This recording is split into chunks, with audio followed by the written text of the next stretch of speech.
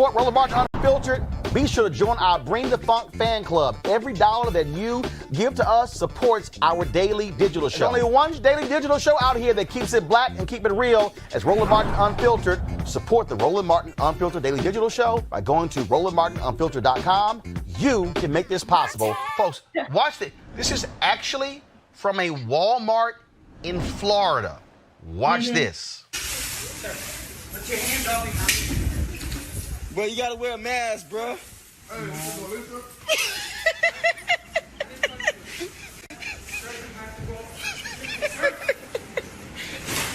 Bro, these folks is tripping, bro.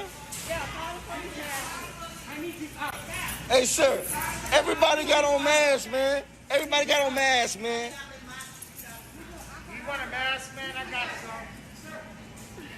some. Bro, this is too funny, bro. Poor thing, man. Look, he got a look at it, bro. Bro, the man doing his job, bro. Just get a mask. 5 times right there, Ebony. That guy assaulted the Walmart worker, and the guy's like, dude, you gotta put a mask on. And the insane thing is he looks high risk just by looking at him.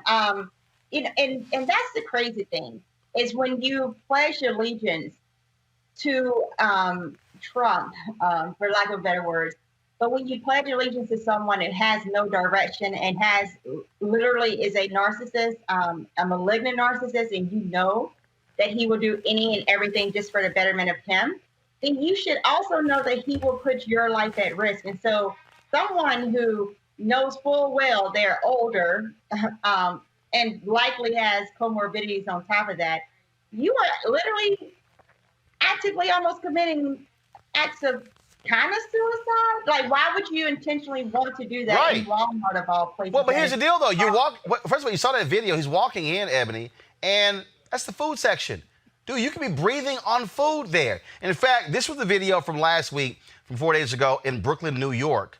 Again, where you had one of these crazy-ass people. And the reason I'm playing these people is because, look, after the George Floyd case, we were so focused on that. The reality is, every day we're going to keep doing these COVID-19 updates because we are being most impacted.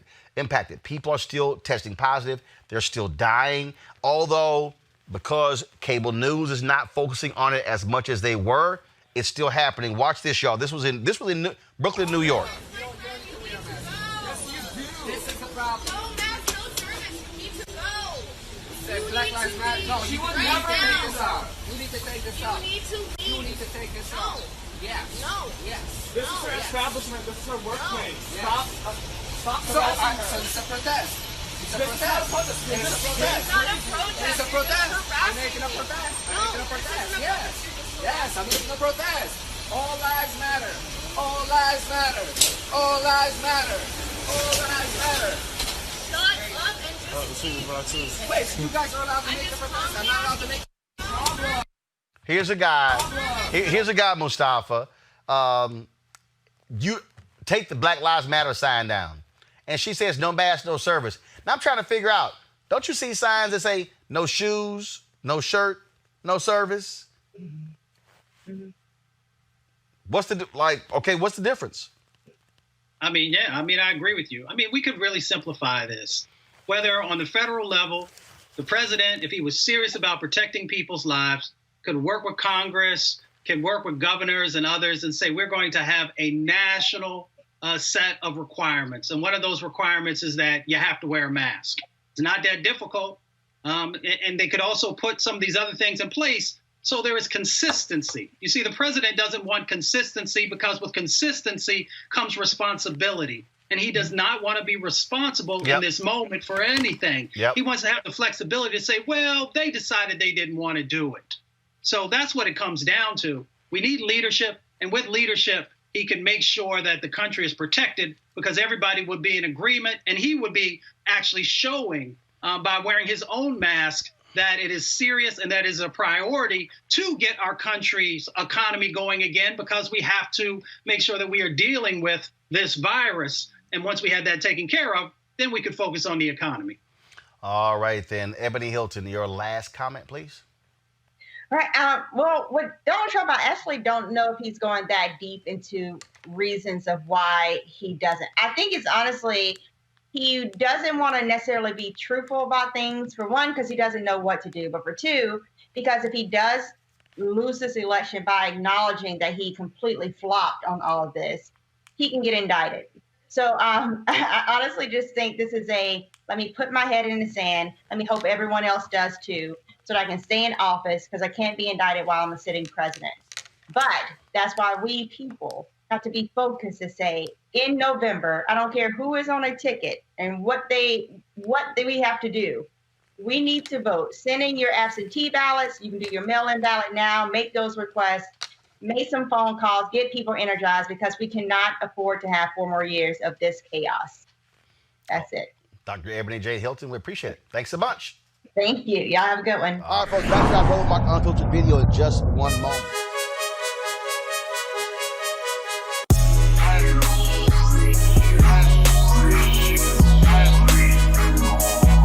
Look at Seek.com with a partnership with them, where, of course, Mary Spiel, she's the founder of Seek.com. She is the inventor of these 360-degree 4D headphones. Unbelievable sound.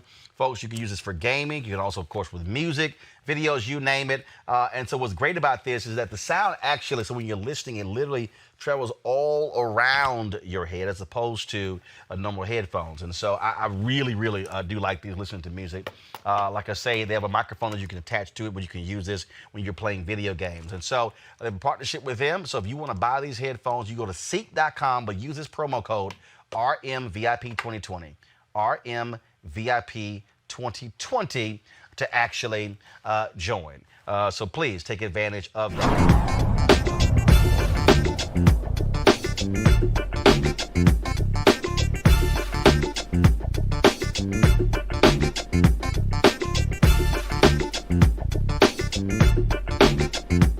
You want to support Roland Martin Unfiltered? Be sure to join our Bring the Funk fan club. Every dollar that you give to us supports our daily digital show. There's only one daily digital show out here that keeps it black and keep it real. As Roland Martin Unfiltered. Support the Roland Martin Unfiltered daily digital show by going to RolandMartinUnfiltered.com.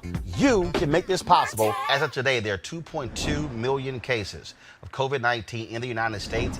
27,000 of those cases are new. 119,923 people have died from the disease. 308 of those deaths are new. Now, of course, among the many ignorant remarks made by Donald Trump at his rally on Saturday, watch this one.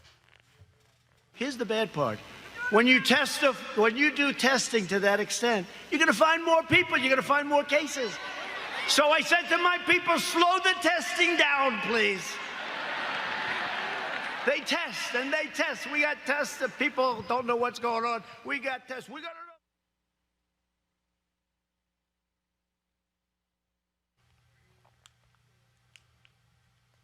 Now, after the rally, the Trump campaign said, we were just joking. Eugene, who the hell jokes about something that has killed nearly 120,000 Americans? That's not a joking matter. And this is coming from the alleged most pro-life president ever, right? The one that now can account for 122,000 deaths, which very well may go up to 200,000 deaths by the time the election rolls around here. You don't joke about something like that, and then you also don't lie about it.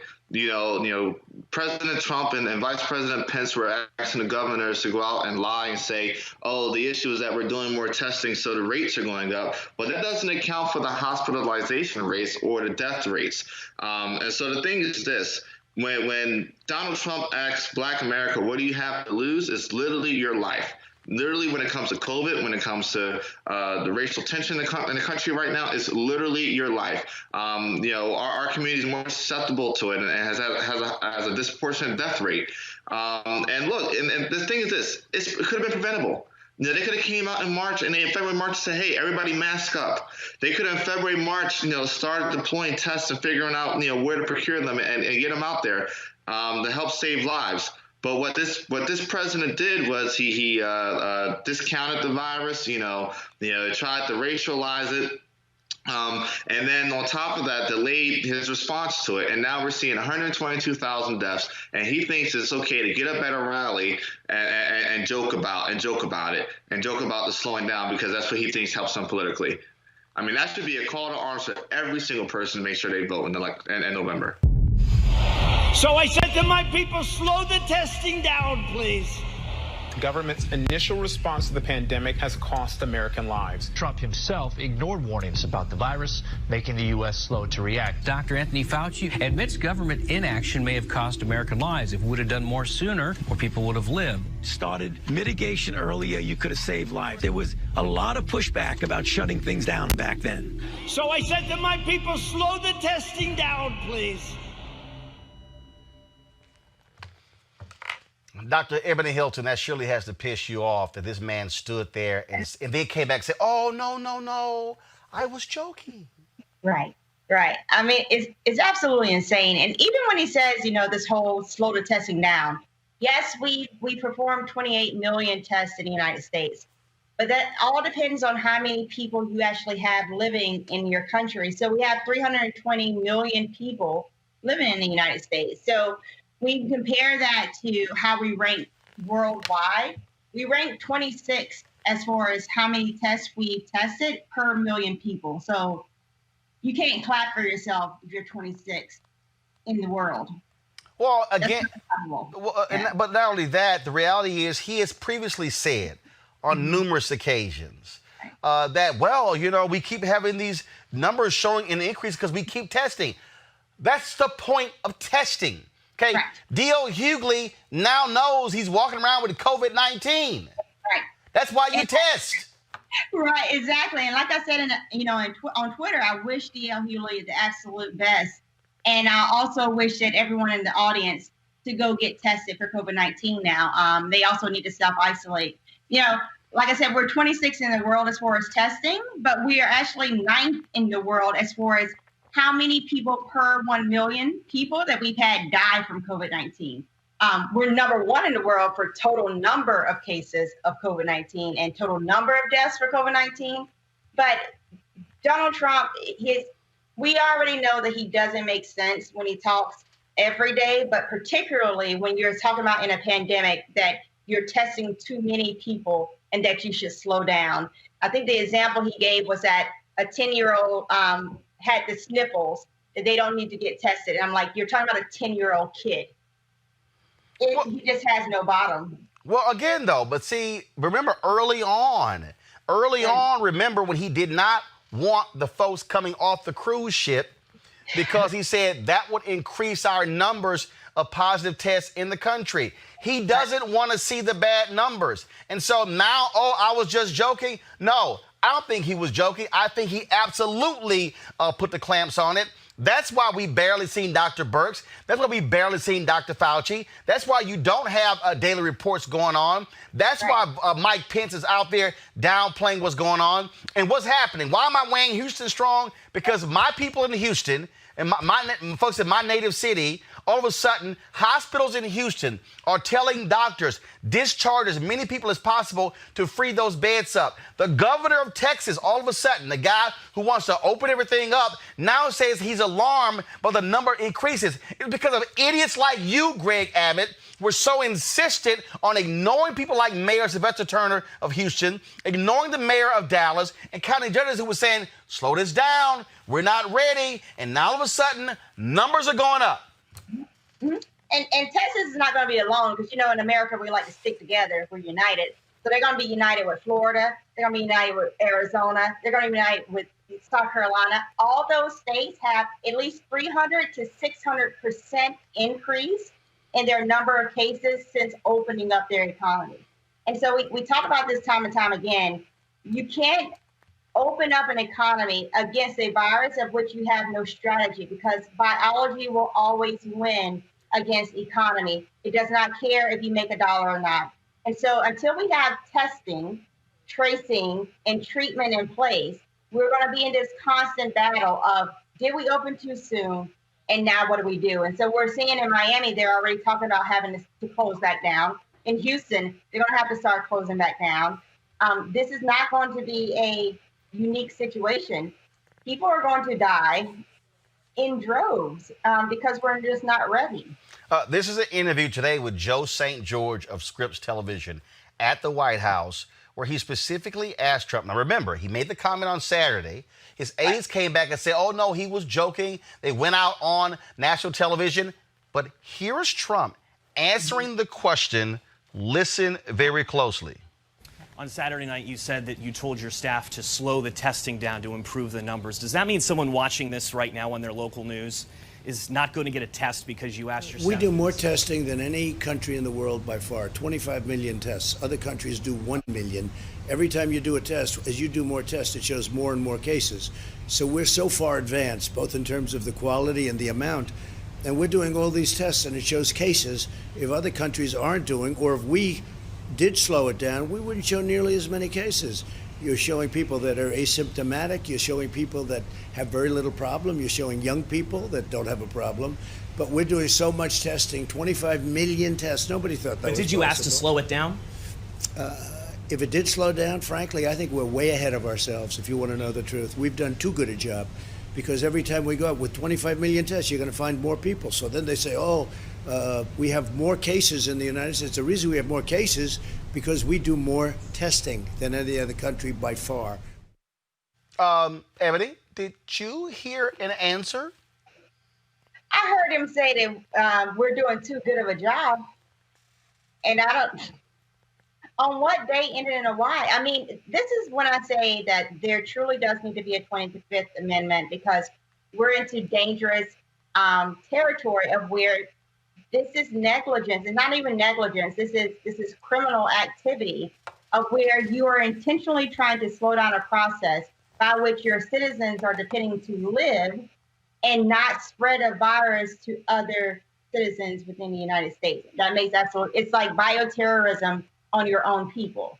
So I need whoever does the 25th Amendment to do that part, so we can do our job in the hospital, which is to try to keep as many people alive as possible. And right now we're losing that battle, and it's unnecessary. I'm going to pull in my panel here. Mustafa, when you see what's going on here, again, what's happening in Texas, in Louisiana, in Alabama, we're seeing the cases in Florida. People need to understand that this thing is real. When I look at those photos with that woman who had a double lung transplant, Mustafa, and I see that COVID lung, I'm going, hey, y'all can go to hell with all this group get together and trying to hop on planes, flying everywhere. This is still a deadly virus.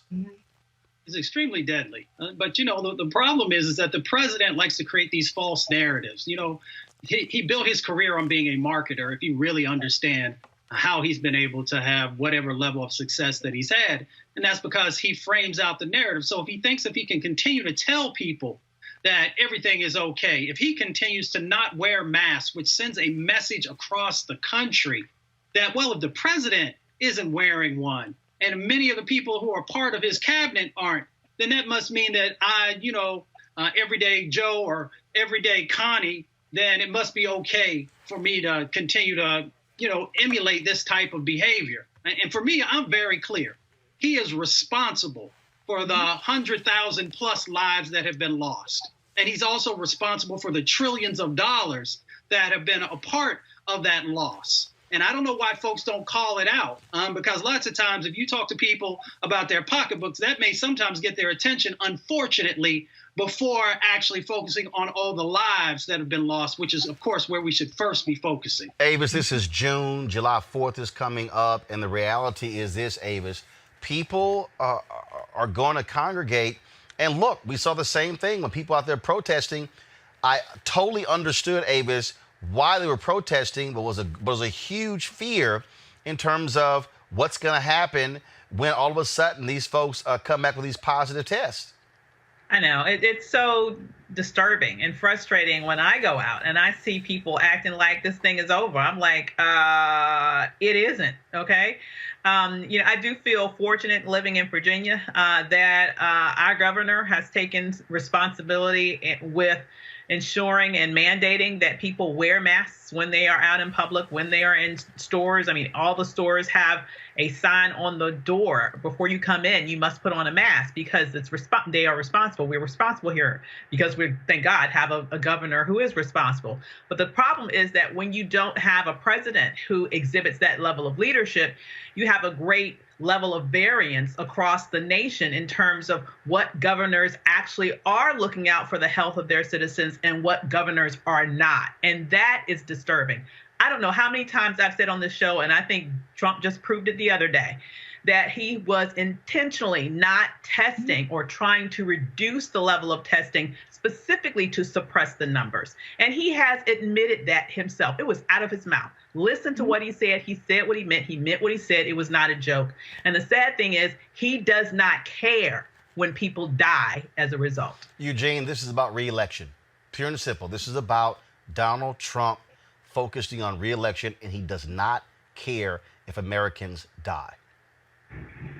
He doesn't. It's the only thing that matters. This is what matters from day one. That's what matters now. It's sad. Lives are being lost. And you're seeing, a lot of the Sun Belt governors follow his lead. You're seeing record numbers in Florida, and record numbers in Georgia, record numbers in Arizona, when you don't need to, when lives don't need to necessarily be lost. But all of this is about Donald Trump getting reelected. He needs the economy to bounce back somehow, some way, to help spur his reelection. But if that Tulsa rally this weekend was any indicator of what's to come, if he can't pack out a rally in the middle of Oklahoma, then I think that Joe Biden might have a good day in November. Ebony, look, you and I talk a lot, we text a lot, and the bottom line is, you're out here working damn near 7 days a week. I mean, you're working your job, and all of a sudden you're going out here trying to test people on the weekends, traveling all around the state of Virginia. And this is where you need to have politicians who are taking this thing seriously. But what you have is you have Republican governors who are so desperate to follow the lead of Donald Trump and keep following these crazy people who go, hey, what's the big deal, y'all? This is no biggie. And then they go into these stores. I'm trying to find the video. Somebody sent it to me of this guy who literally was about to fight Walmart workers because they said, you got to put a mask on. I mean, these people are absolutely out of their mind because they're like, I don't care. I'm not wearing a mask. Folks are dying. Mm-hmm. Yeah. I mean, it's one of those things. I agree. I am very grateful that I am living in the state of Virginia. Governor Northam has been fantastic. He actually hired the first chief diversity officer, Dr. Underwood, to look at health equity amongst Black and brown communities, those are lower socioeconomic status, LGBT communities, the targeted vulnerable populations. He said, let's have a whole office dedicated to see what we can do to make sure we keep Virginians as safe and healthy as possible, which should be the ideal and goal for every state and every governor. But what we're seeing is that you literally can see where are the higher cases and what is the reopening strategy. And you can tell if that's a Democratic ran state or a Republican ran state. And that is absolutely insane. But it shows the American people what we need to do, which is in November, we have to vote these people out because they are voting along party lines and not along common sense. I mean, you don't even need scientific knowledge for this. It's just common sense. All right, folks, back to our Roland Unfiltered video in just one moment.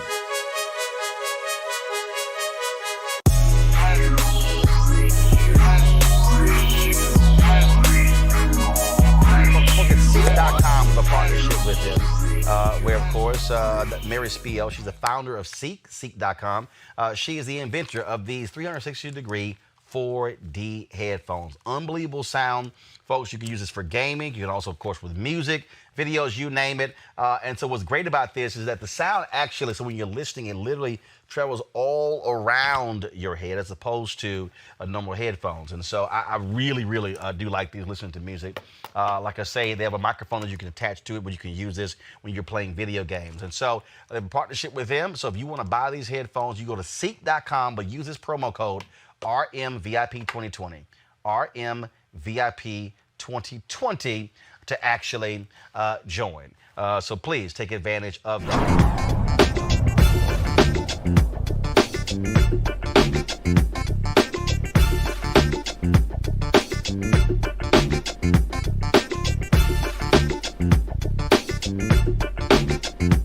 You want to support Roland Martin Unfiltered? Be sure to join our Bring the Funk fan club. Every dollar that you give to us supports our daily digital show. There's only one daily digital show out here that keeps it black and keep it real as Roland Martin Unfiltered. Support the Roland Martin Unfiltered daily digital show by going to RolandMartinUnfiltered.com. You can make this possible. African Americans are dying at a rate higher than everyone else. Also, though, local and state governments across the country have set various social distancing guidelines and stay-at-home measures. But what happens if you're homeless? That's an issue. This is particularly true for people of color who are living on the streets in places like LA and other cities across the country. Joining me now to talk about what community organizations are doing to help is John Masiri, CEO for LA-based The People Concerned. John, glad to have you in Roland Martin Unfiltered. Huge problem there in Los Angeles. They're moving people out of different places. This is happening in other cities where they're displacing the homeless. But look, they are also impacted by COVID-19. Yeah, absolutely. First of all, thank you, Roland, for having me. It's a pleasure to be with you. And, you know, what we're seeing in Los Angeles is that Black and brown people are 2 times as likely to die from COVID-19 as the general population. We see in Angelenos experiencing homelessness that while Black people make up 8% of the county's population, they comprise 34% of people experiencing homelessness. So we have seen the structural, racism in our community play out in very real ways. So the pandemic has really laid bare the structural issues and inequalities that have been existing in communities of color, particularly Black and brown communities, for a very long time.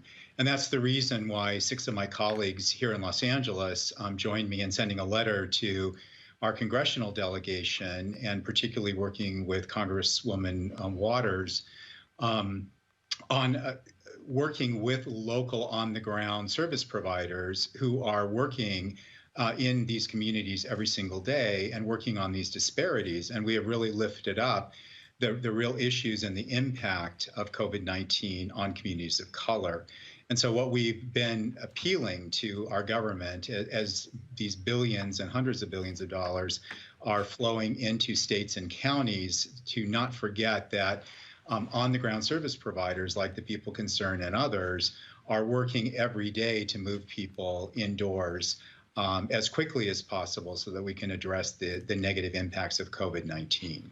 Folks, look, the numbers are real. 4.4 million confirmed cases of coronavirus in the United States. Guys, pull the graphic up, please. 2.14 million people have recovered and 151,000 have died. That number continues to go up.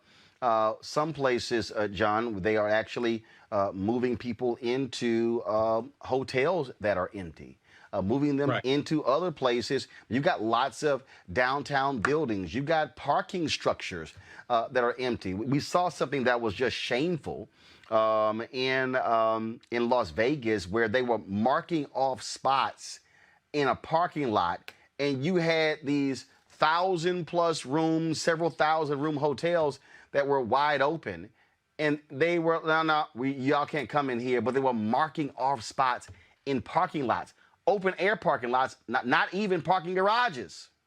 Yes.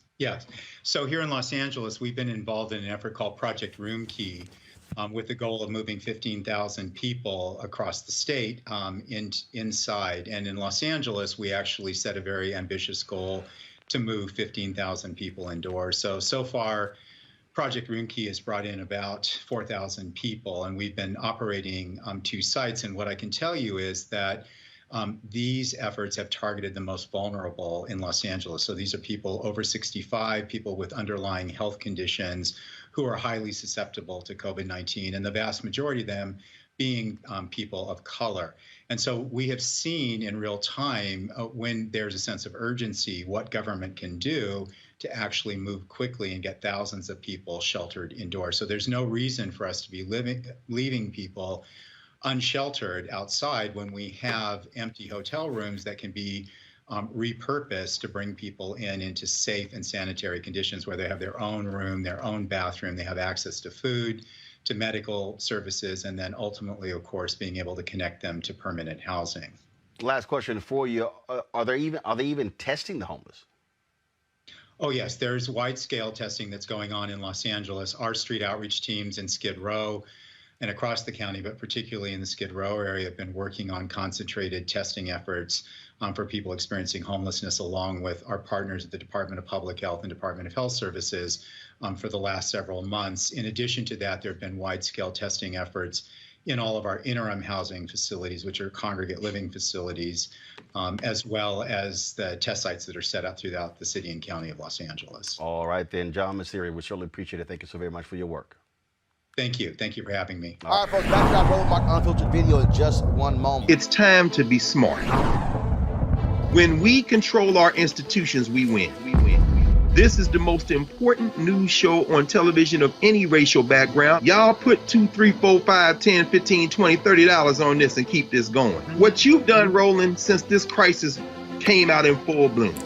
Anybody watching this, tell your friends. Go back and look at the last 2 weeks, especially of Roland Martin Unfiltered. I mean, hell, go back and look at the last 2 days. You've had sitting United States senators today, Klobuchar and Harris. Whatever you have that you can bring to Roland Martin Unfiltered to support it, please do, because this information may literally save your life.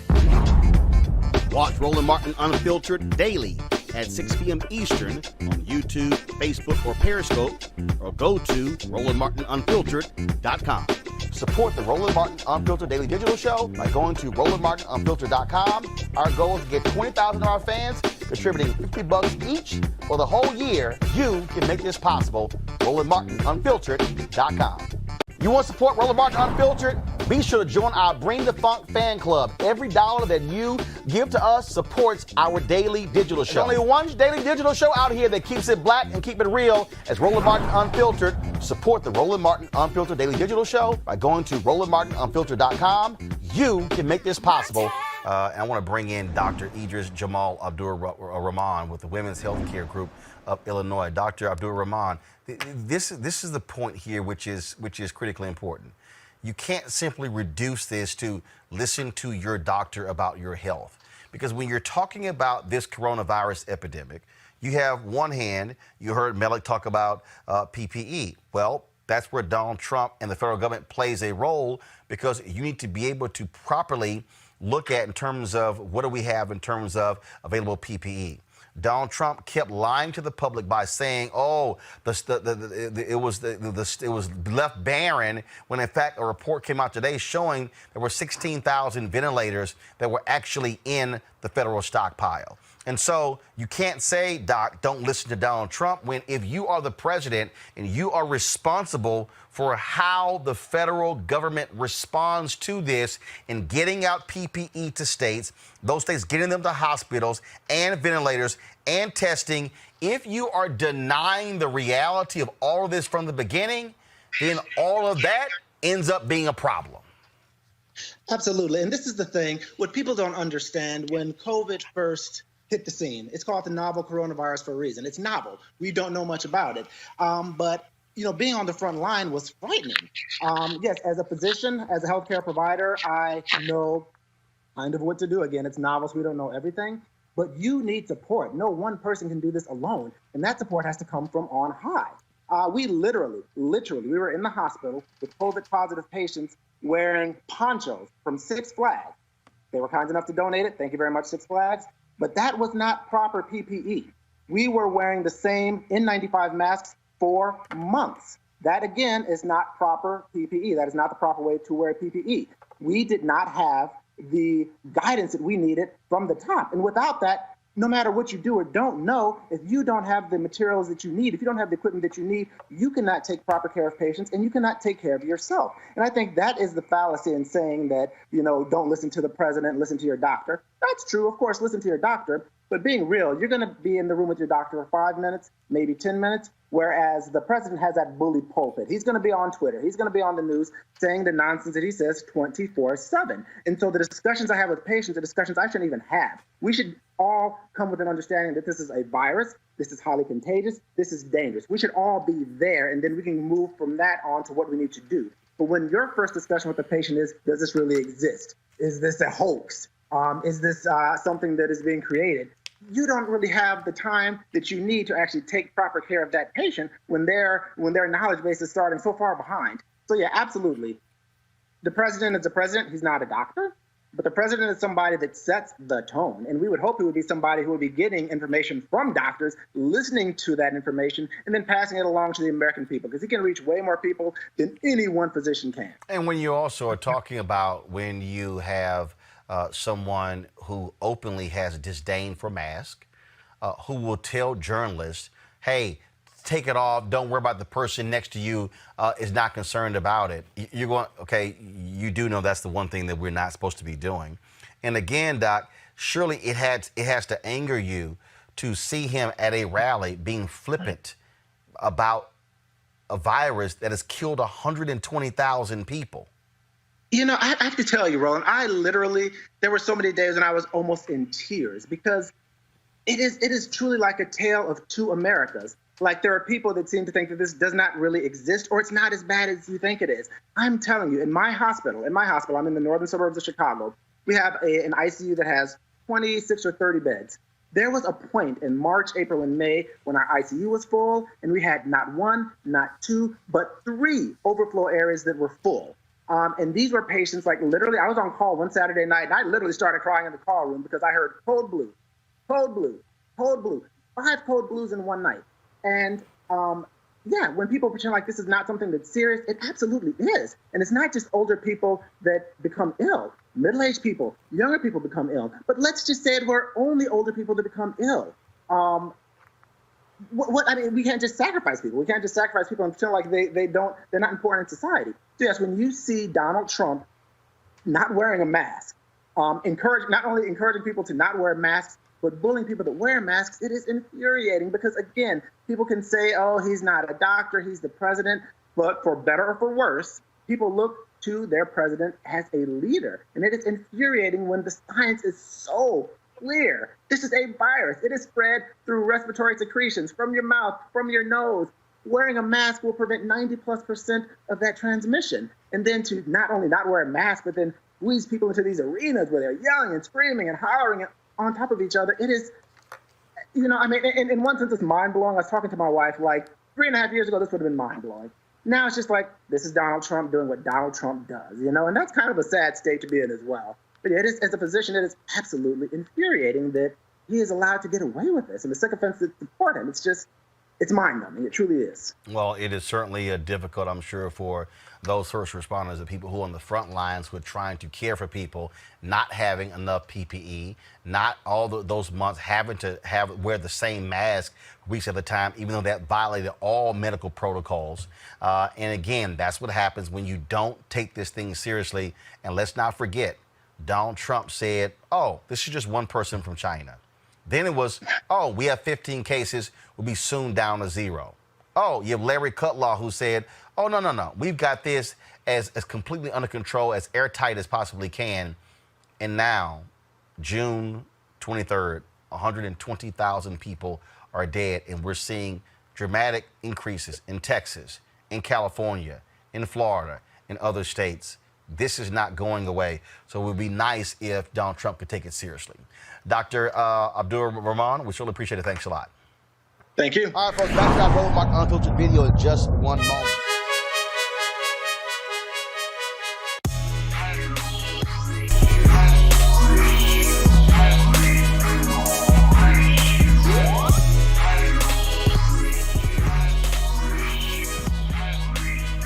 Have those headphones we showed you, plus that virtual reality headset. This is a 360-degree 4D headphones. Amazing sound, folks. If you want to actually get these, all you got to do is simply go to seek.com, CEEK.com, and then you can use the promo code right there. It says RMVIP2020, RMVIP2020. A sister, she actually created that, Mary Spiel. She is the creator of this, and so just go to seek.com, use the promo code RMVIP2020, RMVIP2020. You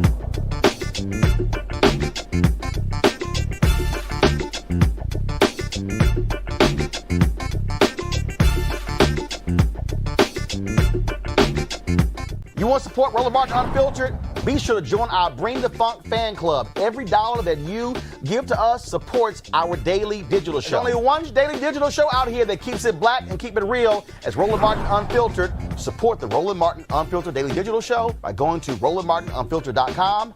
You can make this possible. Let's now talk about coronavirus's impact on the country. We are seeing it come back with a vengeance. We're seeing California, Texas, significant numbers there. The governor of Texas, Greg Abbott, this idiot, okay, who was so gung-ho, Greg, your mother's living there, all my family is there. He was so gung-ho about reopening the state. Now, all of a sudden, guess what? He's saying, hey, can y'all stay home? Well, you didn't listen to the mayors of the cities and the county judges who were telling you, don't reopen the state so fast. Folks, we have 2,336,615 cases of coronavirus. 121,000 people have died. 784 of those deaths are new. Now you have the federal government, Erica, pulling the federal testing sites out of places like Texas and Arizona where the numbers are going up. Why would you pull testing out when the numbers are increasing? Yeah, we actually saw reporting on this, Roland, like back in April or early May. When we're looking at, and it's really interesting that this is happening, right? But we knew that this was going to happen because the coronavirus is a novel, meaning it is a new virus. So when those folks who were out front saying, well, it's only impacting this demographic, so those demographics need to make sure that they stay at home, everyone else can kind of, play it by ear, so to speak. And now we're seeing that the numbers are up amongst the 18 to 29 group because this is a new and novel virus.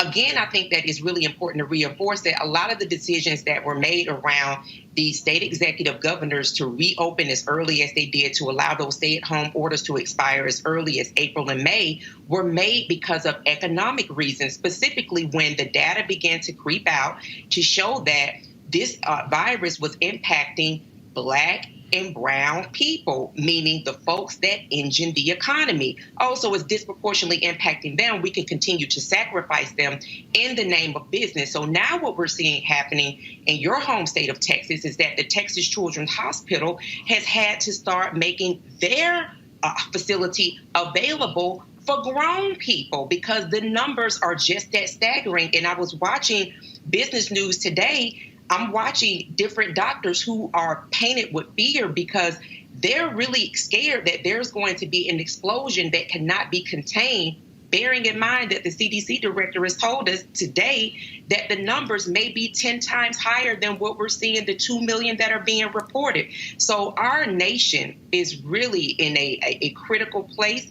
And if folks do not wear masks, if people do not social distance, what they're seeing happening in Texas will be happening in their state very soon. Greg, real simple. I mean, bottom line is these governors, these Republican governors, were trying to follow Trump's lead. And people like Dr. Ebony Hilton, I got a doctor coming up next, kept trying to say, y'all, take this thing slow, stop trying to ramp up. Now they're seeing what happens when you don't listen to the health professionals. That's right, brother. And as we just heard, brilliantly put, Erica laid us down through it. We are the ones who are going to suffer disproportionately. This idiot, as you say, Abbott, your family, my family, and not just our two families, but millions of people in the state of Texas now subject to this clown. Sylvester Turner in Houston, one of the counties that has been, they're saying they're going to suspend elective surgery. Mayor Turner comes out and says, hey, man, my intensive care wards are already at 97% capacity. My sister and brother-in-law are in healthcare. And they'll tell you just as fast as, anybody else will tell you, look, when this thing gets overwhelmed, it's going to be in those major cities where our people are. Chokwe Antar was on television earlier today. Chokwe Antar Lumumba, the mayor of Jackson, Mississippi. Those idiots in Mississippi, the attorney general there still hasn't reached an agreement to share reporting data with the biggest city by a factor of 3 in the state of Mississippi and the place where the hospitals are. So who is going to be overwhelmed? Our black and brown women and men who are first responders working in those hospitals. Those people are going to come in, they will be overwhelmed, finally. Idiots like Brian Kemp in Georgia, idiots like that fool in Florida are pressing this thing to the point, when you look at the map, the red states where there's up, there are 29 states where this thing is going up. You see most of them, the old Confederacy and those Republican governor states. You're seeing the continuing fraction of the country as Cuomo and Phil Murphy in Jersey and the guy in Connecticut are like, y'all can't come here from these states. And if you come here, you got to sequester for 2 weeks. This is not only testing the United States as a concept, it is going to lead to the fracture of the United States as a concept. Mark my words on that. All right, joining us right now, Dr. Karissa Colbert, Chief Medical Director of Infectious Disease Diagnostics at Tricor Reference Laboratories. Doc, glad to have you here. This is what I find to be just unbelievable. I'm watching this whole deal right now, and it's amazing. It's amazing. Are they not listening to people who are putting their lives on the front line? I'm sitting here and I'm going, what are you doing? Doctors and ER folks, they're screaming in Texas and Arizona. They're fighting these nuts walking around with their guns. Oh, no, I don't want to put a mask on. As if 121,000 dead just didn't happen. Right. No, I can't understand. I think at this point, everybody knows somebody. I think early on, people had a lot of questions. Is this real? Is this a hoax? But everybody knows somebody, or people themselves have experienced the virus. This is not a hoax. This is absolutely real. And so the way that we deal with viruses like this in hospitals that can be transmitted from person to person is by wearing masks. And I can point you to the data that shows that this works. It's not just with this virus. I think everybody, whether or not you think coronavirus is a fluke or not, everybody knows that the flu is real. And if you look at the numbers of flu cases, they all fell dramatically once we started social distancing. So we know now coronavirus is real. We know social distancing stops viruses. Coronavirus, flu, other colds. We've seen cases of influenza-like illness, so common colds and other respiratory illnesses. They just fell immediately once we started social distancing. And now that we're wearing masks, people have to see that this is really real. And there's a way that we can protect ourselves and we can protect others. So the spike is real. We're seeing it. Who are the folks our people are being impacted the most? What states are you looking at where this is being a problem? Well, I think we've all seen right now, Texas is definitely a problem. We've seen spikes go up in Texas, but it's not just Texas.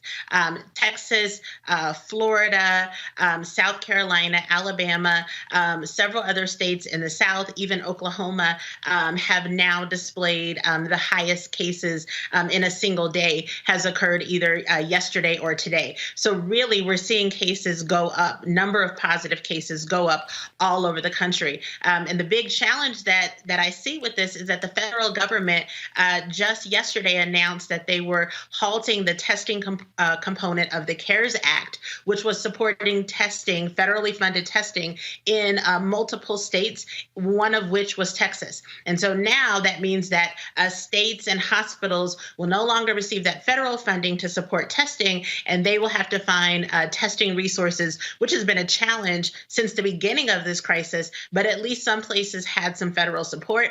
That funding is ending, and they'll be on their own to find the testing supplies and resources. I got to ask you this here. What do you make of this story? An Oregon County has decided to make people of color exempt from its mandatory mask policies, citing the potential for racial profiling. Okay, I'm trying to understand that now. Lincoln County's general directive requires everyone to wear a face covering in any indoor public setting or any outdoor setting where 6 feet of social distancing can't be maintained. But the county wrote on its website, quote, people of color who have heightened concerns about racial profiling and harassment due to wearing face coverings in public are exempt from the rules.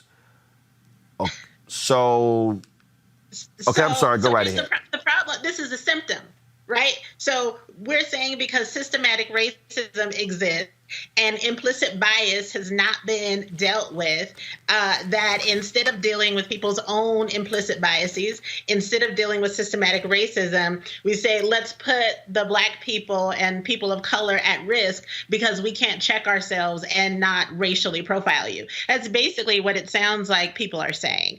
And that's a problem. It has to be a problem. We have to protect ourselves. I think every individual, it's your right to protect yourself. And remember, your mask, so my mask protects you from me. And so I tell my 8-year-old daughter and my 6-year-old son that wearing a mask is how we tell our friends that we care about them. So me not wearing a mask, really, it's not that I'm not protected. I'm not protecting you from me. We've got to get this in our heads that, one, we have to deal with implicit bias, and we have to deal with systemic racism, and that's been plaguing our country for 400 years, and it's showing up even more with the disproportional effect of this virus in minority communities, not just Black communities, Hispanic and Latinx communities, Native American communities, but for us all to get through this, we've got to put on masks, and we have to be able to get tested. All right, then. Well, I wish these political people, who are so focused on, look, they're focused on trying to please Donald Trump, who desperately wants to get reelected. And you know what's so crazy? If he actually showed leadership and we actually went to massive testing, right, that would actually be seen as a good thing. But you know what? Okay, he won't be stuck on stupid. Go right ahead. I just keep telling Black people, don't listen to them. Keep your behind at home, wash your hands, put your mask on, stop having these damn group gatherings. All y'all Black people in Atlanta, take your asses home. All standing in line for Nikes, been at the mall, the nonsense that we're seeing across the country is crazy. I'm sorry, your life ain't worth a pair of Air Jordans. I'm just saying. Exactly. Dr. Colbert, we appreciate it. Thanks a lot. Thank you. All right, folks, back to our Roland Martin Unfiltered video in just one moment.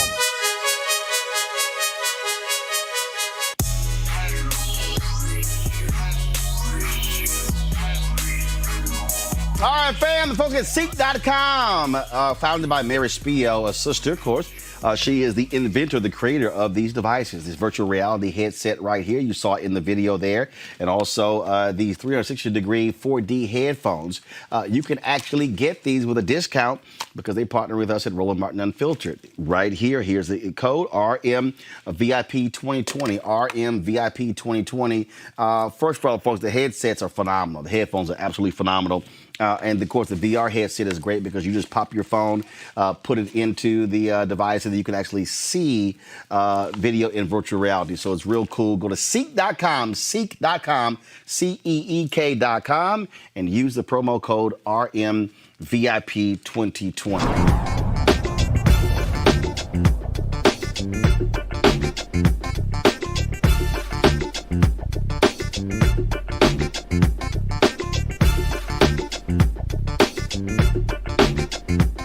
You want to support Roland Martin Unfiltered? Be sure to join our Bring the Funk fan club. Every dollar that you give to us supports our daily digital show. There's only one daily digital show out here that keeps it black and keep it real as Roland Martin Unfiltered. Support the Roland Martin Unfiltered daily digital show by going to RolandMartinUnfiltered.com.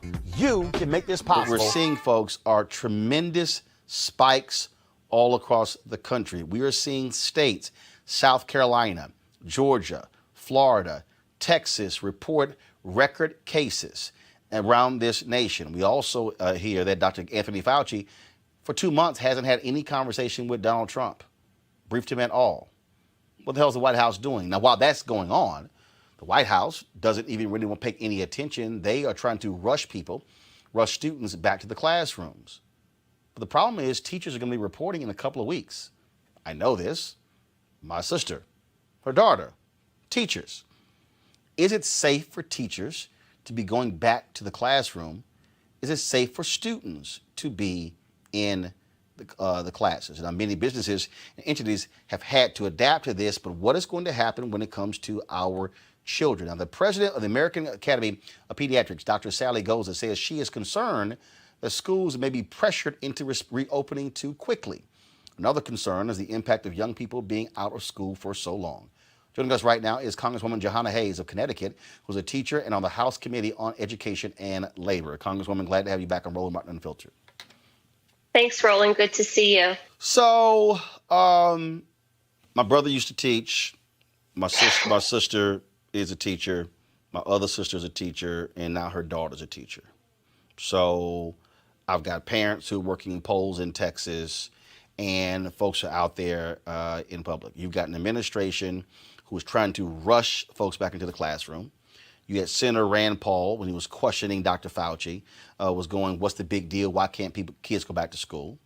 You've got Texas Senator John Cornyn. I'm sorry, I'm going to say it. I'm native of Texas. My senator, he's an idiot by saying we don't know if kids can get COVID-19 when you've got 7,000 kids who've gotten coronavirus in Florida. How concerned are you that this nation is about to send our children into a minefield, and not just them, but teachers, administrators, personnel, support staff? Are we actually ready? Roland, I'm very concerned about everything you just described, because I know that so many of my colleagues, superintendents, that are going to have to stand in front of teachers and say to them, I can't guarantee that this is safe. And then those teachers in turn are going to have to stand in front of children. I mean, the thing is, people think that it's just about geography, that kids will go back to school and continue to learn. If kids are afraid, if kids are not healthy, if their families are sick, they will not learn. I, like everyone else, would like for kids to go back to school. My daughter's a teacher. But that conversation should start with, yes, we want to reopen schools, but then it should end with, and we are going to invest adequate funding to make sure that we hit all of the benchmarks to make sure people are safe.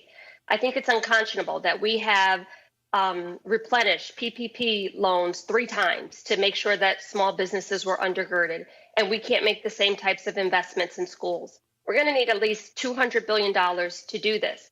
You know, businesses have a phased-in reopening, but we expect kids to go back when we don't have enough data to say how this virus interacts with children.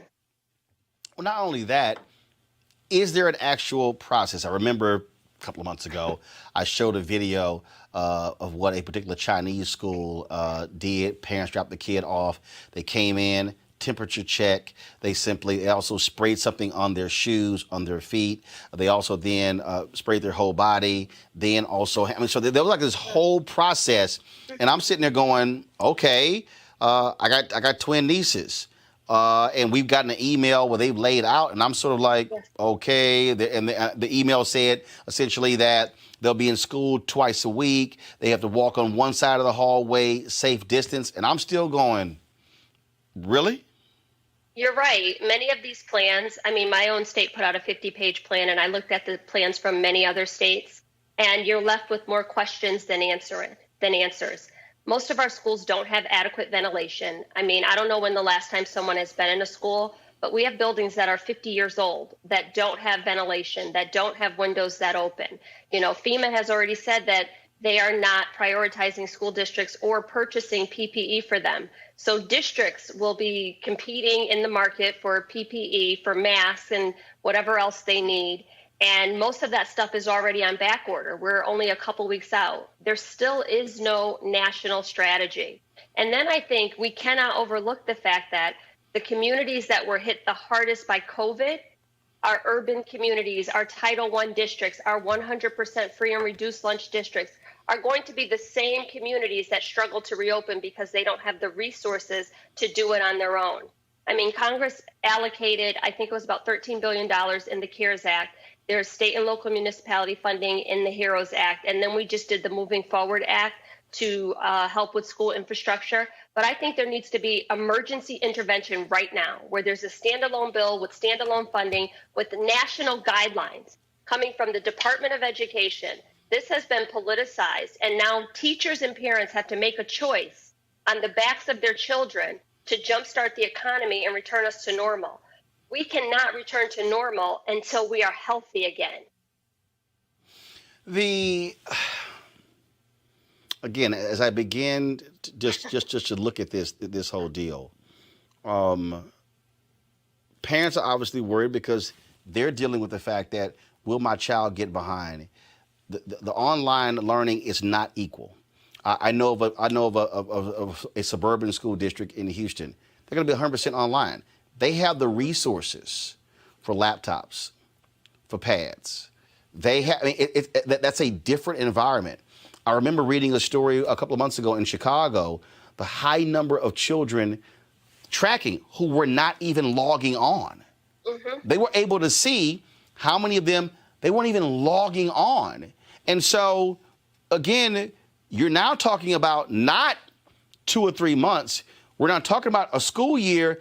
That might be the case for 9 months. Mm-hmm.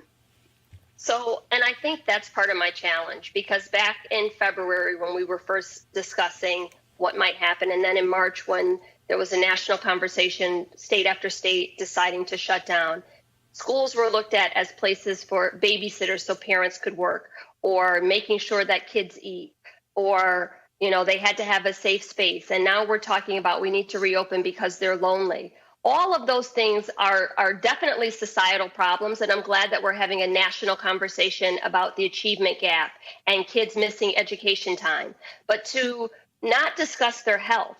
So for the same doctors that are saying kids are lonely and they need to get back, they should be demanding that we have the funding so that we have trauma-informed counselors to meet them when they return from the most traumatic experience in their life. So yes, I agree with everyone that kids need to go back to school, but the purpose of school is the academics. All of these other societal problems, we need to deal with those as well. We need to stabilize childcare. We need to make sure that families are food secure, but not send kids back to school because we want to make sure all of those things happen when we cannot guarantee their safety. And then to ask teachers to have to make that choice. And every plan that I've read, there's no mention of, if a faculty member says I'm feeling symptoms and I want to get tested, can I get tested? Most of that is you need to do that on your own. So there's so many issues that we are not even addressing. Wait. I'm sorry, roll back. Are you saying, hold on, let's roll that back. Yeah. That if in the middle of teaching, if all of a sudden a teacher says, I'm not feeling well, they don't have protocols in place to test the teacher on site? Right.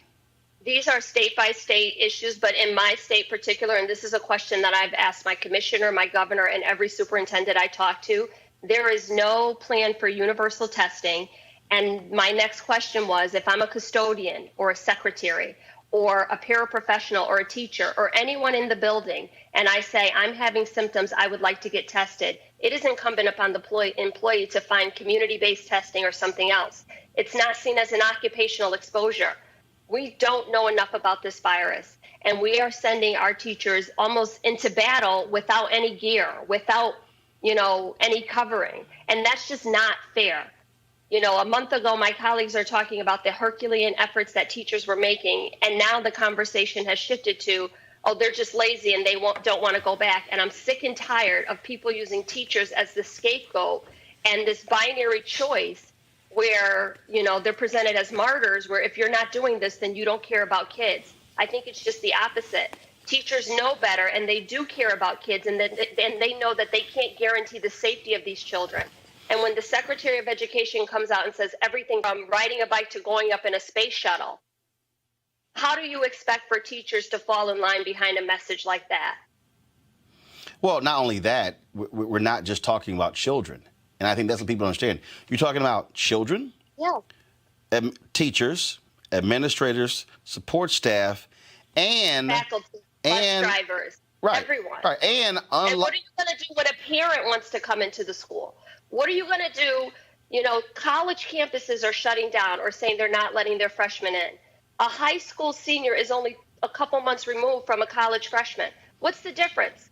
What are you going to do when you have a senior in high school who refuses to wear a mask?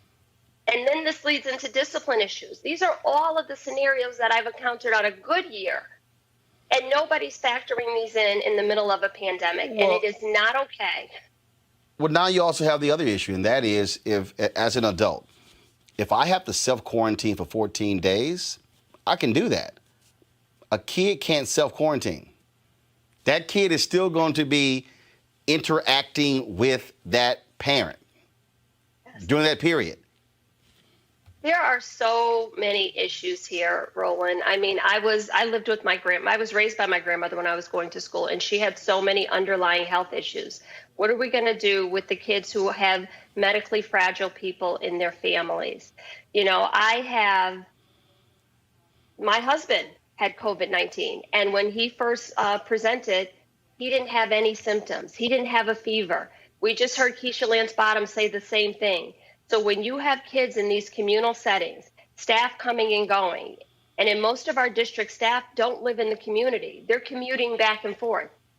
This is not how we contain this virus. And I don't want to appear as if I don't want kids to go back to school. The number one indicator the number one in-school indicator for student success is the relationship they have with their teachers, effective teachers in front of students. But to do that when we can't guarantee their safety, just to return to normal and jumpstart the economy, and now as a part of a political game that's being played, Roland, in the worst possible scenario, I don't want to be sitting here with you in 6 months having this conversation saying we made a mistake. We moved too fast. And when it comes to our children, we should spare no expense. We should not, take any chances and use them as an experiment. All right. Congresswoman Jahana Hayes, we certainly appreciate it. Thanks a lot. Thank you, Roland. All right, folks. Let's go to my panel here. I want to talk to them. Rob Richardson, host Disruption Now podcast, and also Amisha Cross, political analyst and Democratic strategist. Rob, this is serious in that we are seeing, again, Texas and Florida, where these numbers are just really, really increasing. I really think we've got to understand what's about to happen. I mean, this is scary for a lot of people. Yeah, well, we have to actually pay attention to data, which a lot of these politicians and people in power don't like data. If you look at other nations, we are exceptional now. We're not exceptional in the way we want to be, but we're exceptional in the fact that we can't get this under control because we just don't want to follow data. We want to follow whatever this idiot in the White House is saying. So you have people doing stupid things and just rebelling against social distancing, rebelling against putting on a mask, rebelling against things that work. Science works. So right now you are seeing that happening. And so this is not surprising. And my hope is that we actually get some control and people realize that we have to take steps. We're not through this. And in fact, it's getting much worse because we didn't do the things we need to do on the front end. Amisha. I absolutely agree with what Rob just said. We are right now a ship without a captain. We are a leaderless nation. And for all intents and purposes, we've watched our COVID-19 response fall apart because of it. Not only did this president ignore the fact that COVID-19 was a threat, he thought it could be contained to China. He also, instead of giving any authorization or any real leadership from the White House, he decided to leave things up to the states. And not because he had great faith in the states, but because he didn't want any blowback on himself. And even when he told the states that it was up to them to decide when they would be ready to reopen and what their next steps would be, he took to Twitter to call out states who decided that they were going to actually follow CDC guidelines and enforce social distancing, require masks. This has been a president from day one who has decided to go against and not believe in science. And now we're seeing the fruits of that ignorance. We're seeing the fruits of that illegitimacy, and our nation is suffering because of it. And the world is watching us. This is the first time in America's history where we've seen countries in Europe, we've seen countries in multiple places decide that they don't even want Americans to travel there.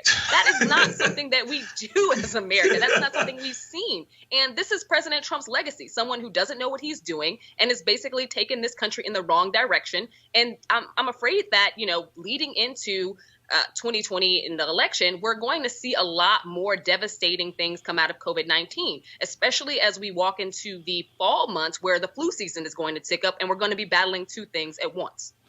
Michael, go ahead. No, I'll just say very quickly, this has also been, COVID-19 has been less of a disruptor. It's been a disruptor in the short term, and it's accelerated long-term trends. So when you talk about just like the Congresswoman talked about, when you talk about access to broadband, which we always needed and communities didn't have, now that we don't have that, it's accelerating the inequalities that we already see. The fact that we don't have universal pre-K, other nations have that. That's another reason why they were able to handle this. And you look at our healthcare system, it's a for-profit system that incentivizes not actually giving people access to healthcare. These things are now crippling us and really preventing us from being able to respond. So all of these things are really affecting this in a really serious way. So it's going to be a long road. Michael Brown, former vice chair of DNC Finance Committee.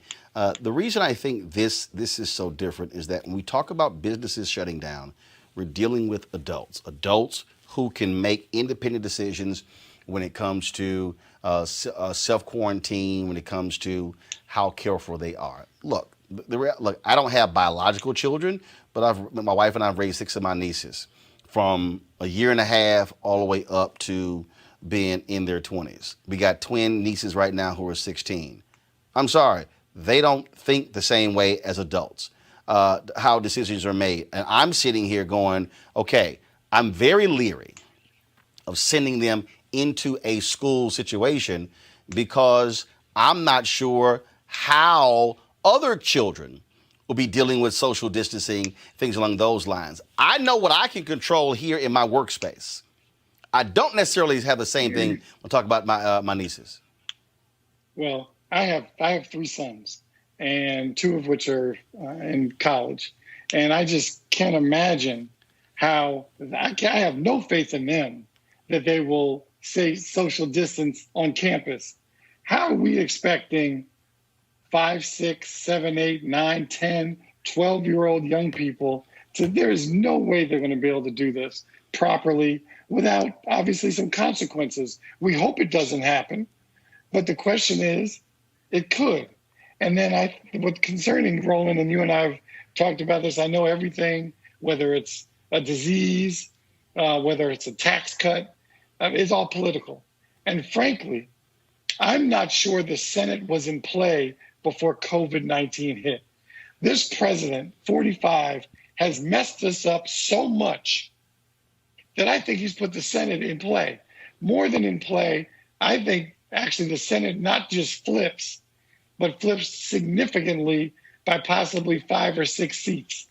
Because Arizona's gone. You can forget that. Cory Gardner's finished. And so Willis is probably finished. So I just don't know how you keep the Senate.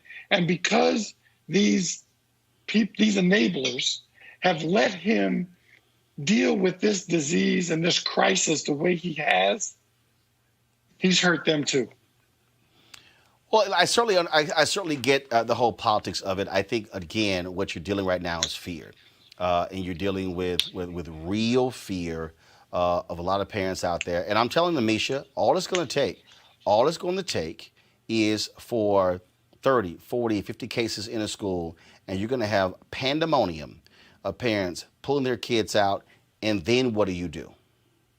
And Roland, you're right. And the issue is we've already seen those numbers. We've seen them in early child care centers and pre-K centers, particularly in the South. We've seen where there have been 70 plus staff members who got sick. And for these child care centers that reopened, they had to immediately close back down and parents pulled their children out. That's at the ECE level. At ECE, most centers don't have hundreds of students. When we're talking about your elementary school, middle school, and high school, they definitely do. That means you have to reduce class sizes. Right now, your average class size is 25 to 30 students. CDC guidelines tell us 15 or less. So that means you have to have space in your school building that accommodates that. It means you have to split up your teachers. It means you have to stagger schedules. It means that you have to be concerned about the paraprofessionals, the teachers who may themselves already be more vulnerable. It means the cafeteria workers, where are these kids going to eat, because no longer can we house them in a cafeteria room eating at the same time for lunch. What do you do when you can't have them on buses together? How are we going to make this work? And school districts and teachers have been grappling with this for months. And I get it, as you spoke earlier, that the online learning, that the distance learning hasn't necessarily been working well. But I would posit, and teachers do as well, that sending kids back before we have something in place that actually makes sense, before we have those structures in place and the designs necessary, according to CDC recommendations, would result in a complete failure. A lot of teachers, paraprofessionals, parents, grandparents, and other people getting sick. And we know what that is going to look like. So I think that it's just extremely detrimental and extremely idiotic for the president to be pushing something like this, and to also have the support of many Republican governors who they were willing to risk our grandparents a few months ago, and today they're willing to risk the kids, the parents, the teachers, and everybody else. But what you're dealing with here that really is a fundamental problem this is where failure of leadership comes in. Absolutely. This is where, Rob, having an administration, there is no way in the world a Dr. Anthony Fauci should give an interview and say he hasn't briefed the president in 2 months. That can happen. You can't have somebody sitting in the Oval Office contradicting the Centers for Disease Control and their rules when it comes to opening schools. You can't. This is an absolute travesty of what we're witnessing, of epic proportions, of an administration that is grossly unprepared and who doesn't care about the people. Doesn't care, grossly unprepared, and doesn't care. Doesn't care at all, doesn't care about the consequences, because leadership, people follow what the leader do, no matter what. People say that they're independent. If you look at what they do, people are following in line. Many Republicans, many of his followers, and they are resisting, and it's causing people's lives. It's causing their lives. It's causing other lives, and it's causing the economy to go backwards. It's not going to help them. It's not going to help them get reelected.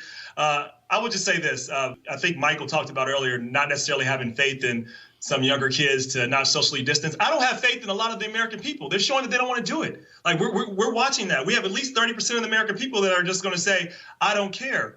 And what we know is they're going to carry it on, and we're going to continue this process. And kids are carriers. They may be less prone to getting sick from COVID-19, but they're not less prone to being carriers and getting their grandmother sick and getting other people sick. So are we just saying, or getting administrators sick, as Amisha and you, Roland, pointed out? So are we just saying those people don't matter anymore? This has gone away? I mean, I just don't understand any of it. I really don't. Michael. It's so problematic when you have, and everything comes back to a leader. Now, Mayor Bottoms just announced she's probably going to roll back where they are in Atlanta, because they forget school. They're not even thinking about that. They just know that their communities are not safe and not ready. Obviously, the red state leaders or red state mayors of states and cities are trying to make sure this guy gets reelected. They don't care about their constituents. They don't care that more than 133,000 people have died, and that's just what's on record. Is probably more. So without, and I know everyone's mentioned it, without the proper leadership, I don't even know why, and I'm being a little facetious, but I don't even know why the media covers 45 anymore. He's irrelevant, because all he's doing is talking to about 25, maybe 26% of the people in America. The rest aren't even listening to him anyway. So I don't know why we're following him either. Amisha, again, I just think that what we're dealing with right now, we're dealing with a group of people who frankly don't give a damn. I think you're seeing the result of that in polling numbers. And I'll say this here, and the Lincoln Project says this as well. Every single Republican senator who has allowed this nonsense to go on should lose their job in November. Every one. I have absolutely, John Cornyn, you need to go.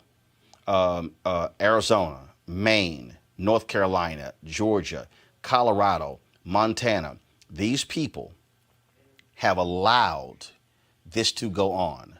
No hearings, no challenges.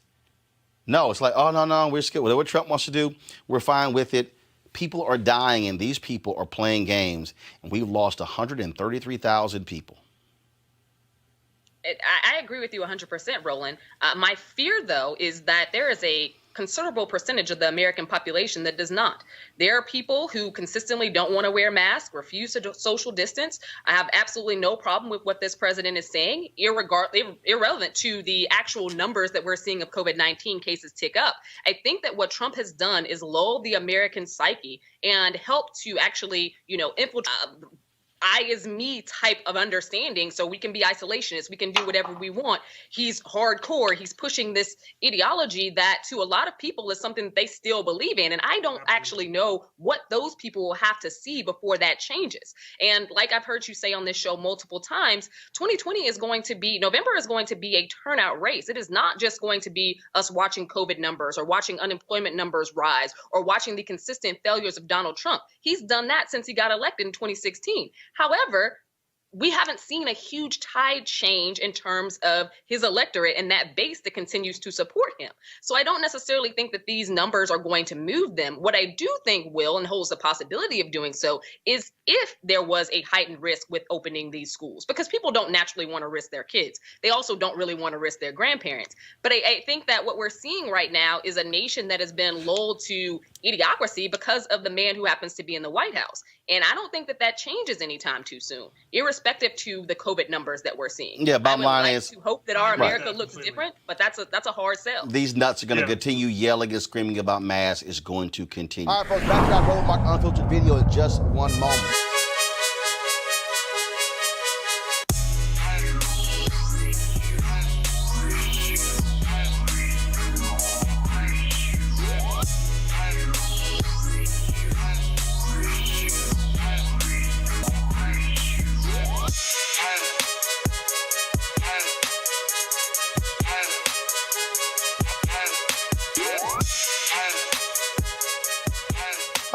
Folks, you know, we support black-owned companies right here on Roland Martin Unfiltered. Well, Seek.com is one of those companies. Mary Spio, she is the founder. She is the architect, the inventor. These two products here, these are virtual VR headset where you can pop your phone right in. You can watch a 360-degree video right from your phone with this particular headset. You can also go to their website, Seek.com, and look at the programming that they have that's also virtual reality. They also have these great headphones right here, folks. Allows you to listen to music. If you're a gamer, you can also do that. 360-degree headphones, 4D. Trust me, you don't want to miss it. All you got to do is simply go to and use this promo code. If you want to get either one of those items, go to promo code is right there. RMVIP2020. RMVIP2020. Pop that in. Will allow you to be able to get the products. That's how you can support them and how you can support Roland Martin Unfiltered. And so again, Seek.com, Seek.com. It's time to be smart. When we control our institutions, we win. This is the most important news show on television of any racial background. Y'all put $2, $3, $4, $5, $10, $15, $20, $30 on this and keep this going. What you've done, Roland, since this crisis came out in full bloom. Anybody watching this, tell your friends. Go back and look at the last 2 weeks, especially of Roland Martin Unfiltered. I mean, hell, go back and look at the last 2 days. You've had sitting United States senators today, Klobuchar and Harris. Whatever you have that you can bring to Roland Martin Unfiltered to support it, please do, because this information may literally save your life. Watch Roland Martin Unfiltered daily at 6 p.m. Eastern on YouTube, Facebook, or Periscope, or go to RolandMartinUnfiltered.com. Support the Roland Martin Unfiltered Daily Digital Show by going to RolandMartinUnfiltered.com. Our goal is to get 20,000 of our fans contributing $50 each for the whole year. You can make this possible. RolandMartinUnfiltered.com. You want to support Roland Martin Unfiltered? Be sure to join our Bring the Funk fan club. Every dollar that you give to us supports our daily digital show. There's only one daily digital show out here that keeps it black and keep it real as Roland Martin Unfiltered. Support the Roland Martin Unfiltered Daily Digital Show by going to RolandMartinUnfiltered.com. You can make this possible. Now, this spring, a team working under Donald Trump's son-in-law, Jared Kushner, produced a plan for an aggressive, coordinated national COVID-19 testing plan that was supposed to have brought the pandemic under control. After assembling a team that came up with this plan, Kushner then decided, okay, we're just going to scrap it. Now, today on Capitol Hill, you, of course, had all of the drama on Capitol Hill. You were dealing with Dr. Anthony Fauci testifying, and then Jim Jordan was his, usual making an ass out of himself. And so just listen to some of the back and forth that was going on in this hearing. Go ahead, y'all. Protests increase the spread of the virus? Do protests increase the spread of the virus? I think I can make a general statement. Well, 500,000 protesters on June 6th alone. Yeah. I'm just asking that number of people. Does it increase the spread of the virus? Crowding together, particularly when you're not wearing a mask, contributes to the spread of the virus. Should we limit the protesting? I'm not sure what you mean. How do we say limit the protesting? Should government limit the protesting? I don't think that's relevant to. Well, you just said if it increases the spread of the virus, I'm just asking, should we limit it? Well, I'm not in a position to determine what the government can do in a forceful way. Well, you make all kinds of recommendations. You make comments on dating, on baseball, on everything you can imagine. I'm just asking you just said that protests increase the spread. I'm just asking you, should we try to limit the protests? No, I think I would leave that to people who have more of a position to do that. I can tell you. Government stopping people from going to church, Dr. Fauci? Yeah. Last week in the Calvary Chapel case, 5 liberals on the Supreme Court said it was okay for Nevada to limit church services. Justice Gorsuch said it best. He said there's no world in which the Constitution permits Nevada to favor Caesar's Palace over Calvary Chapel. I'm just asking, is there a world where the Constitution says you can favor one First Amendment liberty, protesting, over another, practicing your faith? I'm not favoring anybody over anybody. I'm just making a statement that's a broad statement that avoid crowds of any type, no matter where you are, because that leads to the acquisition and transmission. And I don't judge one crowd versus another crowd.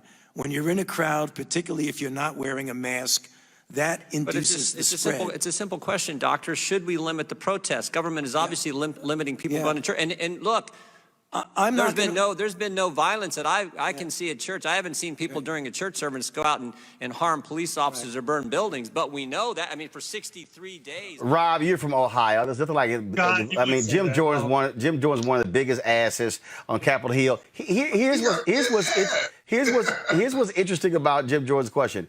Should government limit protests? Government actually can't limit protests. The reason Fauci is making the statement is that actually people are assembling on their own. What government does, what government can do, like for instance, when government says we're closing the beaches, okay, government actually can't say, no, we're taking tickets. There are only going to be 50 people at this protest. That's really what Fauci was saying. Fauci was saying, see, Jordan wanted him to say no protest. That's what he said. He said, I'm saying no mass groups. No, he made it clear. And Jim Jordan is he's an asshole. He's a lot of things, but he shouldn't be in office. And you would point out to me, he is from Ohio. I don't claim him though. And some people do. He got elected somehow. I don't know. But he is trying to set up this false narrative. He's trying to get his base say they're trying to take away your right to go to church while they go out there and protest for crazy things like making sure black people's lives matter and don't get killed. And they're trying to rile up their base and set up like the government is trying to stop you from exercising your right, but letting those people exercise their right. We know what they're doing. And, we have to make sure people get out, vote, and end not only Trump, but Trumpism, which stands for this, which stands for dividing people along race, that says our lives doesn't matter. That's, I'm sure you talked about this. The current president occupant of the White House said he wants to delay the election. They want to just make up new rules. That's what they want to do. Lauren, again, you're sitting here, and I'm looking at all these conservatives on social media. Oh, Fauci, he wouldn't say the words. He wouldn't say the words. The man said there should not be mass gathering of people anywhere because that is helping to spread the disease. Yeah, what can you say, right? We're sitting here with 152,000 Americans dead in a pandemic. We have some of the worst rates of infection and death on the planet. Anthony Fauci has been a doctor his entire life, obviously worked on the AIDS crisis, obviously a renowned physician. And unfortunately, as part of his job, he has to sit and listen to stupid, inane questions by idiots that get elected to Congress from people who are dumb enough to vote for them. And it's embarrassing. It's embarrassing to watch. It's particularly embarrassing and dangerous when we have, over 1 million people infected and over 152,000 dead and counting. And we don't know when that count ends. And so it's shameful, really. It doesn't get any worse than Jim Jordan and his idiot friends. It's just stupid. The fact that, you want to reroute the narrative, you want to make a YouTube tape for yourself, for your constituents to look at, or for you to put on your website, and that has become the reason that you sit in Congress. That has become the reason that you are questioning a physician that's trying to save lives in this country and waste everybody's time, waste that physician's time, waste precious time off the clock as people are dying. It doesn't get any more embarrassing. It doesn't get any more stupid. I do think we're probably going to see some sort of a wave election on November 3rd. because at some point, people have had enough. And when you have 40 million people who file for unemployment and this many people dead, maybe perhaps this is the moment. One could only hope so, because I don't know what else can happen to convince some of these people to stop voting for these idiots to come into Congress and sit and ask dumbass questions. So hold on. So Derek, I'm about to show another idiot. This is really funny. So this guy, Blaine. Why are these people idiots and Democrats not? No, because I'm about to wait, because I'm about to explain to you. So here's a guy, Representative Blaine Luetkemeyer, whatever it is. He's a farmer. He later owned a bank and worked as an insurance agent. And so Fauci, who's a doctor, they're talking about hydrochloroquine. Listen to this exchange. Things you made a comment a while ago with regards to hydroxychloroquine, and I have an article here that quotes the Henry Ford Health System, who did an extensive study on hydroxychloroquine, and they say that it significantly reduces the death rate of COVID patients. The study was highly analyzed by peer-reviewed, unlike many other studies, and quoting the executive officer said, as doctors and scientists, we look at the data for insight, and the data here is clear. There was a benefit to using the drug as a treatment for sick and hospitalized patients. And in talking with a lot of older doctors who have been around a while, and I trust their judgment and their use of hydroxychloroquine, they say that the initial studies didn't really use zinc with it, and they say that zinc is an enabler to be able to help hydroxychloroquine actually do its job of going after and reducing deaths in patients. Had a long conversation with a doctor earlier in the week, and he said, yes, as long as zinc is there, it really definitely does work. Without it, it's minimally effective. Would you like to comment on that?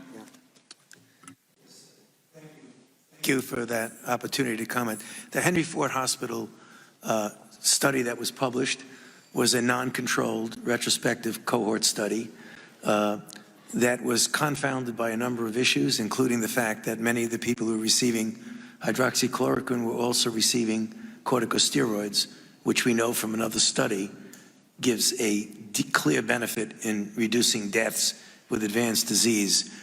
So that study is a flawed study, and I think anyone who examines it carefully is that it is not a randomized placebo-controlled trial. It's peer-reviewed. It doesn't matter. You can peer review something that's a bad study, but the fact is it is not a randomized placebo-controlled trial. The point that I think is important, because we all want to keep an open mind, any and all of the randomized placebo-controlled trials, which is the gold standard of determining if something is effective, none of them had shown any efficacy for hydroxychloroquine. Derek, he's like, but it's peer-reviewed. Well, first of all, I'm baffled and don't understand at what point, when in history, have peer reviews not been taken seriously? Because the point. No, hold on. You said when? The point that Fauci was stating is. The second thing I want to ask is. Hold on. You asked the first one. Let's answer it. Hold on. You asked the first one. Hold on. Wait. You asked the first one. Can we answer the first one before you go to the second one? No, I'm not finished. No, wait. Hold on. No. You said. And I said second. Let me finish. Hold up. We're going to answer the first one, and then you can ask the second one. So, to answer... That's how I want to do it. Well, that's how I want to do it. Derek, that's how we're going to do it. We're going to answer one question. Derek, it's like when I have two questions. I ask the first one, get an answer to it, then I ask the second one. Well, right. No, but that's actually how hosts do it. So, here's the deal. So no. So you asked... No. Of course, we're going to do it my way. So, you asked... How is it a peer review? So here's it. No. I'm gonna bring all three of you in. You asked peer review. No, you asked Fauci, Derek, Fauci answered it. He said just because it's. Hold on. This is the deal. This is just real simple. I'm gonna play again Fauci's answer. I want you to listen. No, I want you to listen to it. Hold up. You asked, when do we not pay attention to peer review? Fauci answered it. Folks, press play. Press play, folks. That's Fauci. Press play. For that opportunity to comment. The Henry Ford Hospital study that was published was a non-controlled retrospective cohort study that was confounded by a number of issues, including the fact that many of the people who were receiving hydroxychloroquine were also receiving corticosteroids, which we know from another study gives a clear benefit in reducing deaths with advanced disease. So that study is a flawed study, and I think anyone who examines it carefully is that it is not a randomized placebo-controlled trial. It says it's peer-reviewed. It doesn't matter. You can peer review something that's a bad study, but the fact is it is not a randomized placebo-controlled. Okay, so Derek, he just said you can let me finish. He said you can peer review a bad study. That answers your question. Next thing I was going to say, if I can ever finish on your show. Go ahead. Everybody on this panel has, didn't agree with their doctor and we got a second opinion. Why the hell does Dr. Fauci got to be the end all to be all? We can get a second opinion because there are other doctors who disagree with Dr. Fauci. And they have PhDs just like him, and they're not wrong for disagreeing with Dr. Fauci. I got a question for you. I'm not wrong for disagreeing with what y'all have to say. Actually, if we're stating facts and you're not stating facts, then you could be wrong. But Rob, here's the deal. Rob, here's the deal. This is the person who is head of the what? NIH. This is the person who. Well, of course you don't care, but this is the person. This is the person who. No, he's just not just a doctor. There's like he's not that. Rob, he's just not that crazy woman down in Texas who believed in demon sperm and demon DNA. No, and so no, it's actually it's not my opinion. It's my opinion, but also if I hold up Fauci and the crazy sister in Texas, I'm probably not going to listen to the crazy sister in Texas who says there is demon sperm. Rob, go ahead. Rob, go ahead. Rob, go ahead. Rob is talking. Not much of a different opinion when it comes to this. There are things that we know, and unfortunately, the right has become an exercise in stupidity. Like, who can be dumbest the fastest? We're arguing science. We're arguing that. Rob is talking. Rob is talking. Finish your point, then I'll go to another guest. Go ahead. Yeah, we're arguing if the Earth spins. We're arguing if the Earth is flat. Like they're arguing facts. It's not about saying, Dr. Fauci is the end-all, be-all. Dr. Fauci is talking about how science works, and what Republicans are trying to do is pretend just like you do with climate change, like, oh, that doesn't exist, and that's just made up. No, these are facts. Like 99% of doctors agree, and people that are looking at the facts and reasoning, not trying to make a president look not bad because he's a fool. And because Dr. Fauci is doing his job and you have an incompetent White House, these people are doing everything possible to deflect and blame things on Dr. Fauci because you have an incompetent person in the White House. Like, we need to just follow science. We could have saved a lot more people had we not followed science. One second, I'm bringing Lauren in. Lauren, this is the thing. Lauren, this is the thing for me that is quite interesting. So when you hear Fauci talk about controlled, when you hear him talk about placebo, he's talking about how doctors and scientists actually properly assess drugs. He's laying out protocol. Excuse me, the member of Congress, Lauren, he's like, yeah, but it's peer review. And he's like, yeah, but they didn't follow the traditional protocols that you go through. Lauren, go ahead. Yeah, so last I checked, Anthony Fauci is an immunologist. He's a doctor, went to medical school. Last I checked, Jim Jordan's a wrestling coach. Now, if you want to argue whether or not today is Friday, that's fine. You want to argue whether or not today is, the day in July, that's fine. But if we stick to facts, I think I'm going to trust a doctor that has like a medical degree before any of these members of Congress, to the exclusion of some of the doctors in Congress who are very smart. But, we've watched Rand Paul, who's a physician as well, ask some of the dumbest questions of Anthony Fauci in committee. I mean, at some point, you have to get serious when, like I said, 150,000 people are dead.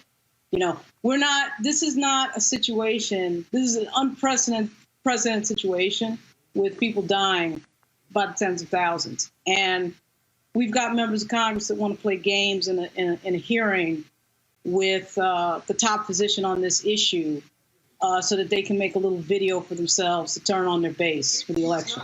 Like I said, it's shameful, it's embarrassing, and I think that the Republican Party is going to pay a huge price this November. And that's why you see things like the Lincoln Project, because half the party has figured out we can't continue to be this stupid in public. And hopefully that bears some fruit on Election Day. This is why you got the president trying to steal the election with his nonsense, because he knows it's coming. And all the polls and all the indicators indicate that, in fact, we are going to have a realignment in November. All right, so I do want, I'm gonna let Derek respond. I want to play this soundbite from Congressman Jim Clyburn from today's hearing before I do so. Go. Can you help us understand why? While Europe has largely contained the virus, the United States is seeing a continued rise in new cases. Thank you very much, Mr. Chairman. The answer to that question is really somewhat complex, but I'll try maybe to very briefly go through what I believe are at least some of the factors that were involved. If you look at what happened in Europe when they shut down or locked down or went to shelter in place, however you want to describe it, they really did it to the tune of about 95+% of the country did that. When you actually look at what we did, even though we shut down, even though it created a great deal of difficulty, we really functionally shut down only about 50% in the sense of the totality of the country, which means when we reached our peak, as they did, they came down almost to a low baseline, as you've shown very clearly. But take a look at what happened to our baseline. We came up, down, and then we plateaued at about 20,000 cases a day. So we started off with a very difficult baseline of transmission that was going on at the time that we tried to open up the country. And when we opened up the country, what we saw, particularly most recently in the southern states, was an increase of cases to 20, 30, 40, 50, and a couple of weeks ago it was up to 70,000 per day, and now it's down between 50 and 60. And the reasons for that are complex. There were some states that did it very well, and there are some states that did not. And when I say did not, I mean, we put out, as Ranking Member Scalise mentioned, the guidelines of a gateway, phase 1, phase 2, phase 3. Some were followed very carefully and some were not. Derek, the reason I thought that was important because every time we hear Donald Trump talk, he's like, oh, we're doing great. We're doing great, but way better than Europe. Oh, we have tested more. We're doing more. So why are we still seeing 60 and 70,000 cases? That's leadership. That's leadership. That's leadership. And unfortunately, because you asked earlier, why is this political? Because part of the problem is that where we're seeing the skyrocketing cases in states led by Republican governors who are refusing to listen to the doctors. I don't know if that's the case in every state, Roland. Different. Look, they laid it out. Initially, the states were like, oh, we don't want the federal government involved. We want to do it ourselves. So it's like, okay, we'll come up with a plan. Actually, that's not what the states...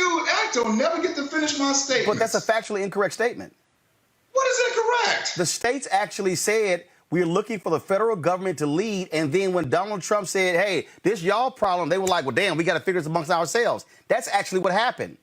So the states are rolled out the plan, Roland. Did they not? No. Did the states roll out the plan? No, the states. No. The states said, federal government, where is the national plan? Donald Trump was like, yo, this on y'all. And the states then, different states and regions got together and said, since he is not going to lead, we have... Listen to you. No. But you said, they then said, we... Listen to you, bro. No, you just said something that's just factually incorrect. You said the states rolled their plan out. The states rolled their plan out after the federal government refused to implement a national plan. They had no choice. And the problem was, it wasn't all states. Most of your southern states were like, nope, no to mask mandates. Nope, we're not going to shut everything down. Nope, we're not going to do widespread testing because they were all following Donald Trump's lead. Correct. So what happened? In May... Here's my thing. If y'all have all the answers, let me put you in contact with some folks Because y'all have all the answers. No. And if y'all got all the answers, y'all been keeping them to yourself. No, actually. Let me put you in contact with some folks. Actually, the people you want to put us in. Y'all got all the answers. Actually, and these people don't know what they're doing. Actually, the people you want to put us in contact with ain't listening to their own experts. Listen, I'm trying to put you in contact because y'all got all the answers. Doesn't know what Governor DeSantis doesn't know what he's doing. All the answers. Hold on. Derek, in May, Ron DeSantis stood in front of the media outside of the White House with Vice President Mike Pence and wagged his finger, and y'all said we were going to see spikes. And y'all said we were going to see deaths. And he was going on and on and on. He said, we haven't seen none of that. Y'all owe me an apology. 4 weeks later, spikes. Deaths, skyrocketing, and then it was let me throw out a date. In January, the president shut down travel from Europe. Actually, he didn't. Joe Biden said he was a xenophobe for doing that. Remember that? Nancy Pelosi said, "Come on down to China." No, Derek. Let me also give you a fact. Donald Trump gave an interview. No. Donald Trump, Derek. Let me help you. Donald Trump gave an interview on CNBC. He said there's one person from China with it in America. A week later, he said, a week later, Donald Trump said, we have 15 cases in America. We'll soon be down to 0. That actually came out of his mouth. Right now, Derek, we have 152,000 dead. Okay. Well, it's y'all got all the answers. Rob, go ahead. Hold on a second, Derek. We're not saying we have all the answers. We can just tell, we know it's Friday.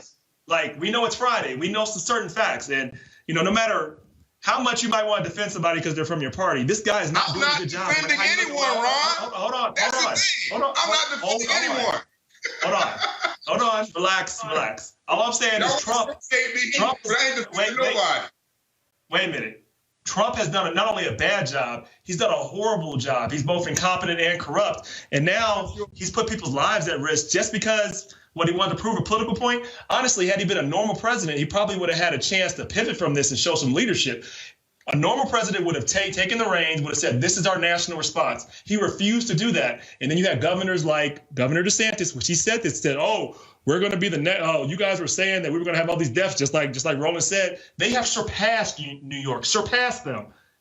We have full leaders. We have the guy, the governor of Georgia, who is trying to get rid of mask mandates just to look good for Trump. That's stupid. That's not. And so I want to say this: we do have a Republican governor here in Ohio who has rejected what Trump has done. He's not been perfect, but he's tried to actually go for the evidence. Here in Ohio, he's done that. Same as a Republican governor in Maryland, Larry Hogan, because you have. So it's not Republican. It's common sense. Right. That's it. Right. In fact, the governor of Alabama, Kay Ivey, she said, no, we're going to have a mask mandate. We're going to close businesses down. Y'all validated my point. Why is it got to be political? That's all I was saying. Because most you got Republican governor here, because most that's all I've been saying, bro. Because why most got to be political every time in somebody else's mouth? Because most of the stupid people who are making decisions are Republicans. And they put us in this position. Let me say this, because hey, Derek. Rob, 20 seconds, next story, go. I'll be very quick. Wearing a mask became political because Trump said, I'm not going to go out and wear a mask. And then suddenly he wears a mask and now it's saving people's lives. He should have done that from the beginning. It shouldn't be political. This is stupid. All right, folks, back to our Roland Martin Unfiltered video in just one moment. It's time to be smart. When we control our institutions, we win. This is the most important news show on television of any racial background. Y'all put $2, $3, $4, $5, $10, $15, $20, $30 on this and keep this going. What you've done, Roland, since this crisis came out in full bloom. Anybody watching this, tell your friends. Go back and look at the last 2 weeks, especially of Roland Martin Unfiltered. Go back and look at the last 2 days. You've had sitting United States senators today, Klobuchar and Harris. Whatever you can bring to Roland Martin Unfiltered to support it, please do, because this information may literally save your life. Watch Roland Martin Unfiltered daily at 6 p.m. Eastern on YouTube, Facebook, or Periscope, or go to RolandMartinUnfiltered.com. Support the Roland Martin Unfiltered Daily Digital Show by going to RolandMartinUnfiltered.com. Our goal is to get 20,000 of our fans contributing $50 each for the whole year. You can make this possible. RolandMartinUnfiltered.com. You want to support Roland Martin Unfiltered? Be sure to join our Bring the Funk fan club. Every dollar that you give to us supports our daily digital show. There's only one daily digital show out here that keeps it black and keep it real. As Roland Martin Unfiltered. Support the Roland Martin Unfiltered Daily Digital Show by going to RolandMartinUnfiltered.com. You can make this possible. Folks, as of today, there are 3.97 million confirmed cases of COVID-19 in the United States. 1.6 million people have recovered and 144,000 have died. As the nations grapple with how to slow the spread, scientists work frantically to find a vaccine. Today, the United States announced they are giving $1.95 billion to two companies for the purchase of 100 million vaccines. Joining us right now is Dr. Joseph L. Graves, Jr., Professor of Biological Sciences at North Carolina A&T University. Doc, glad to have you back on the show. What do you make of these companies saying they are seeing promising results of these vaccines and could have something by the end of the year? Do you believe it? Yeah, I believe it. And I think it's good news. There have been some new techniques applied to the development of these vaccines. So I believe that we're going to have them. The problem, however, is the 100 million doses. Because, as you know, we have a population of 330 million people. So 100 million doses are going to have to be administered as quickly as possible, and people are going to need to take the vaccine for us to begin to get a handle on reducing the transmission of COVID-19. And at this point, there's no guarantee how that's going to happen. And part of the issue when you talk about even that vaccine is then getting people to actually take it. And you got people out there, you got black people who are saying, man, I ain't trusting this whole thing. You got Tuskegee. You got all these white anti-vaxxers out there as well. And so that presents a huge problem. Hell, you got people right now who won't even put a damn mask on. I mean, I don't know what to say, because I remember having this conversation with you back in early March and making these dire predictions of what would happen if people didn't change their behavior. And so now we're beginning to see this. And of course, the situation is made worse when the chief executive officer of the United States had no plan and certainly no intention of taking the actions necessary to try to stop the spread of this pandemic. The fact that he was more concerned with making himself look good for re-election, which of course he has failed to do because he hasn't effectively handled this pandemic, rather than listening to scientific experts and following and allowing them to develop a plan, has left us in the situation we're in today. So in terms of where we go next, again, when it comes to these vaccines, when you hear Dr. Fauci, the head of CDC, says if we can get people in this country to shelter in place, put on masks, that we can truly get this under control in the next 1 to 2 months. Is that real? Is that legitimate?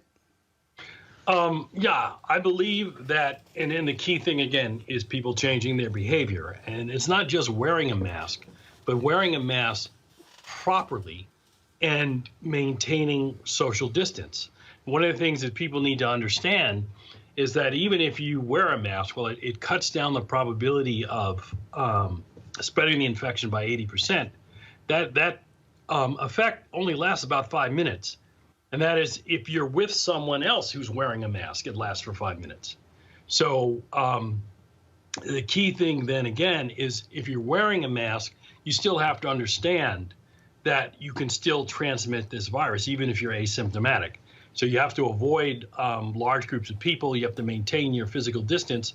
And you really should only be going out if you have to.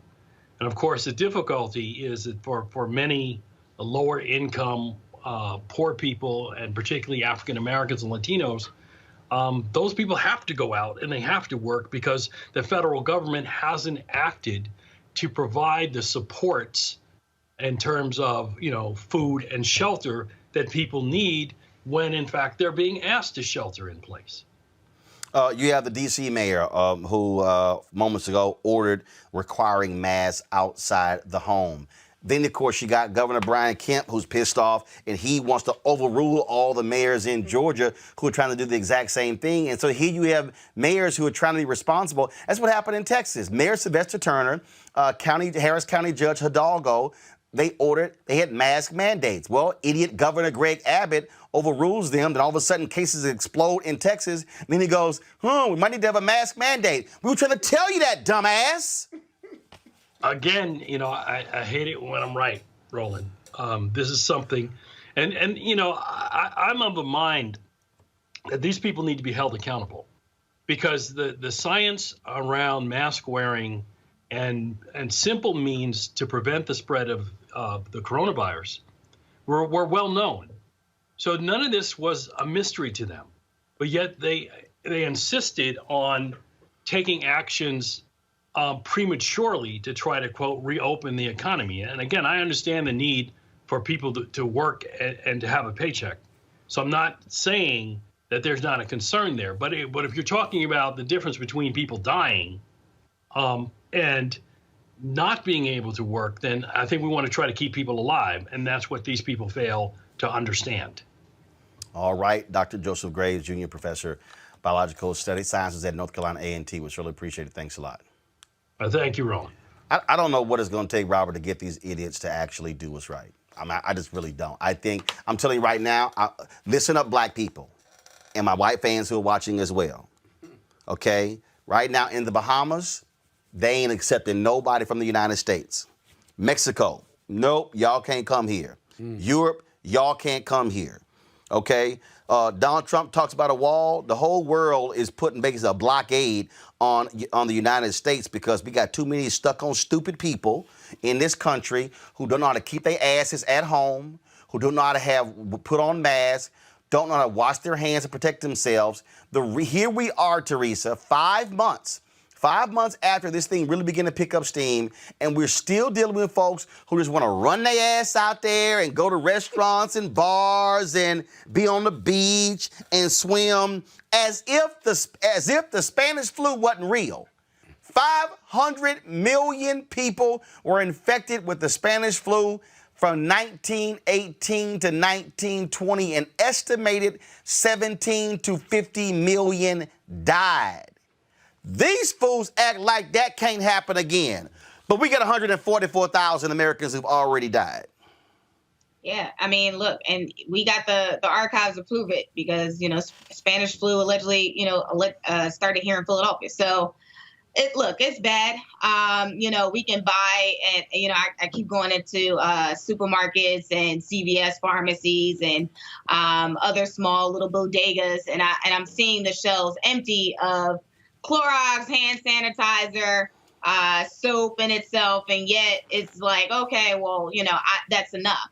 And so, when we start reopening, and legislators are saying, hey, we're into these phases where it is time to reopen, we have to really start thinking about a conscious understanding of what the environment actually looks like. One, it's summer, right? So people are looking for, that freedom during their summertime break. But part of it is we have to be very aware that this is a pandemic under new leadership that doesn't seem like leadership really has this under control. So really the escalation on the trend of this pandemic has, with after 5 months has been trending in the direction that we don't want it to trend in.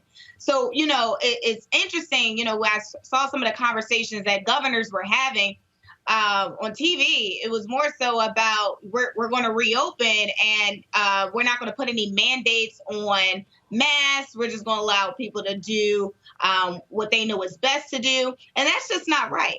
I mean, we have people who really just have a disregard for this pandemic and a disregard for their fellow neighbor. And so I live in an apartment complex. And so, even when we're going in the elevator, they're still doing 4 or 5 or more, and so it's issues like this when it's like, we can put in as many PSAs, we can educate the public about the seriousness of this, especially when we don't have the vaccine for it yet. But I think it really is a encompass of, the governors in order to really put a strict mandate that no person should be going to any establishment without a mask. Point, place, and period. And what has to happen, Scott, this has to be rigid. It has to be, and put up some new signs. No shirt, no shoes, no mask, no service. And if you stay in your dumb ass out there yelling and screaming, trying to cuss personnel out, lock the damn door and stand there and yell. But the problem is you cannot change this when you've got these Republican governors who are, this is impacting our freedom. No, it's no, this shouldn't happen. And this also comes down to money. And this whole deal is, if you want to understand America, everything comes down to money. Oh, we can't do this. This is going to kill the businesses. No, what's going to kill the businesses are a bunch of dead people who can no longer come to your business. Yeah. You know, Roland, I'm starting to think that this is not fixable the way we're doing it, that it's too inconsistent with groups of people in different states. You have a lot of people who are honoring all of the rules, if you will. They're doing their masks, they're washing their hands, they're staying home. But you have a whole nother group of people who are undermining that by doing just the opposite. That's why the numbers keep going up and down. And so I'm starting to think maybe until we get a vaccine, we're just going to be in this altered state, if you will, that sometimes you think you can go out, you can't, you're going to have these fluctuating numbers, or we need to be thinking about a different approach. I've never been a big fan of what they call hoarding, if you will, or whatever they call that. Herding. Herding. I've never been a big fan of that because I think there are too many people, as I understand the concept, too many people in America to be able to do that effectively. But I got to tell you, I don't need President Trump to agree with me to know I'm right, that this isn't working, because it's just too inconsistent.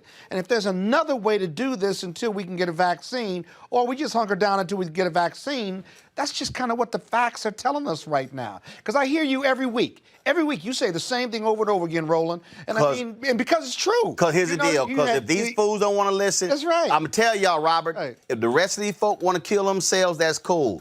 But also, stop having these stop having these get-togethers.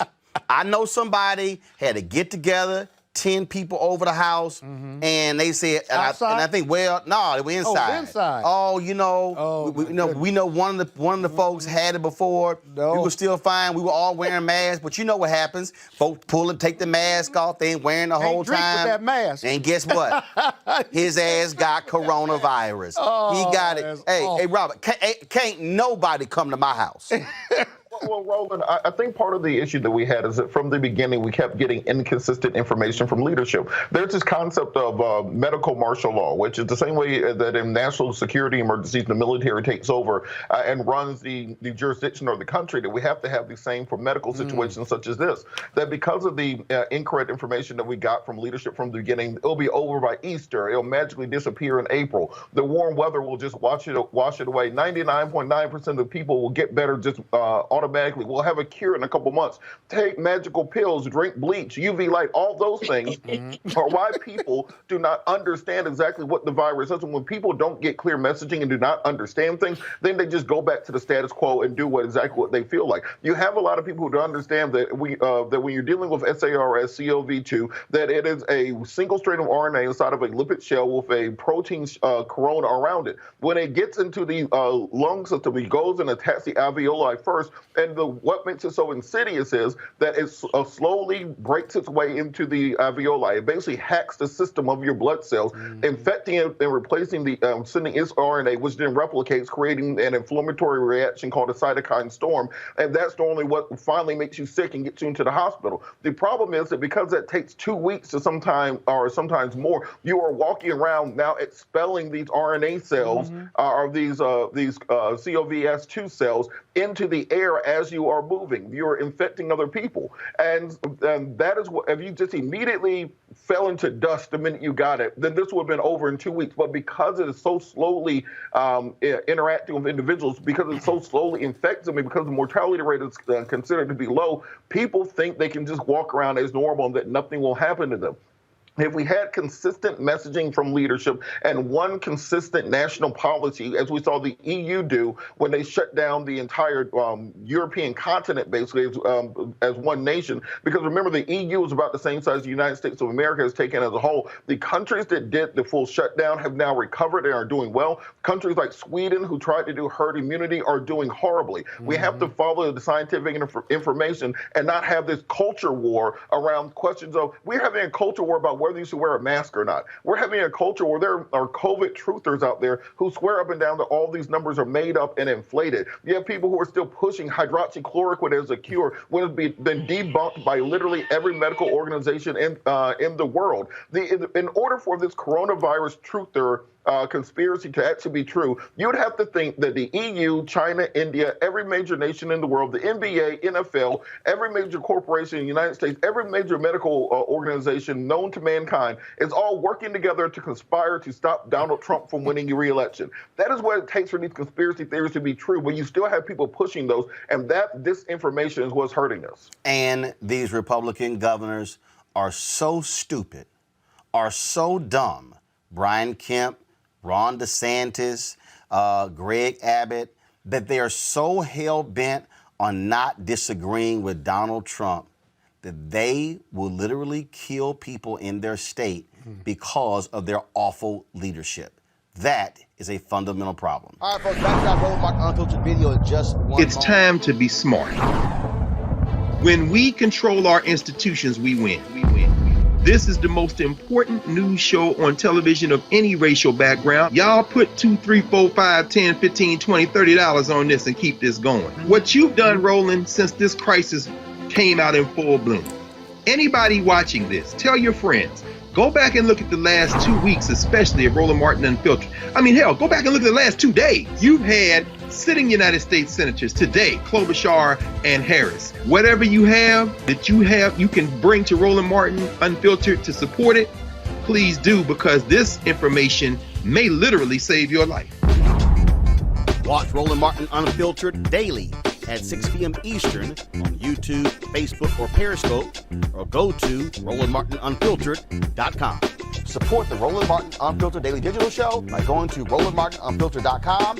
Our goal is to get 20,000 of our fans contributing $50 each for the whole year. You can make this possible. RolandMartinUnfiltered.com.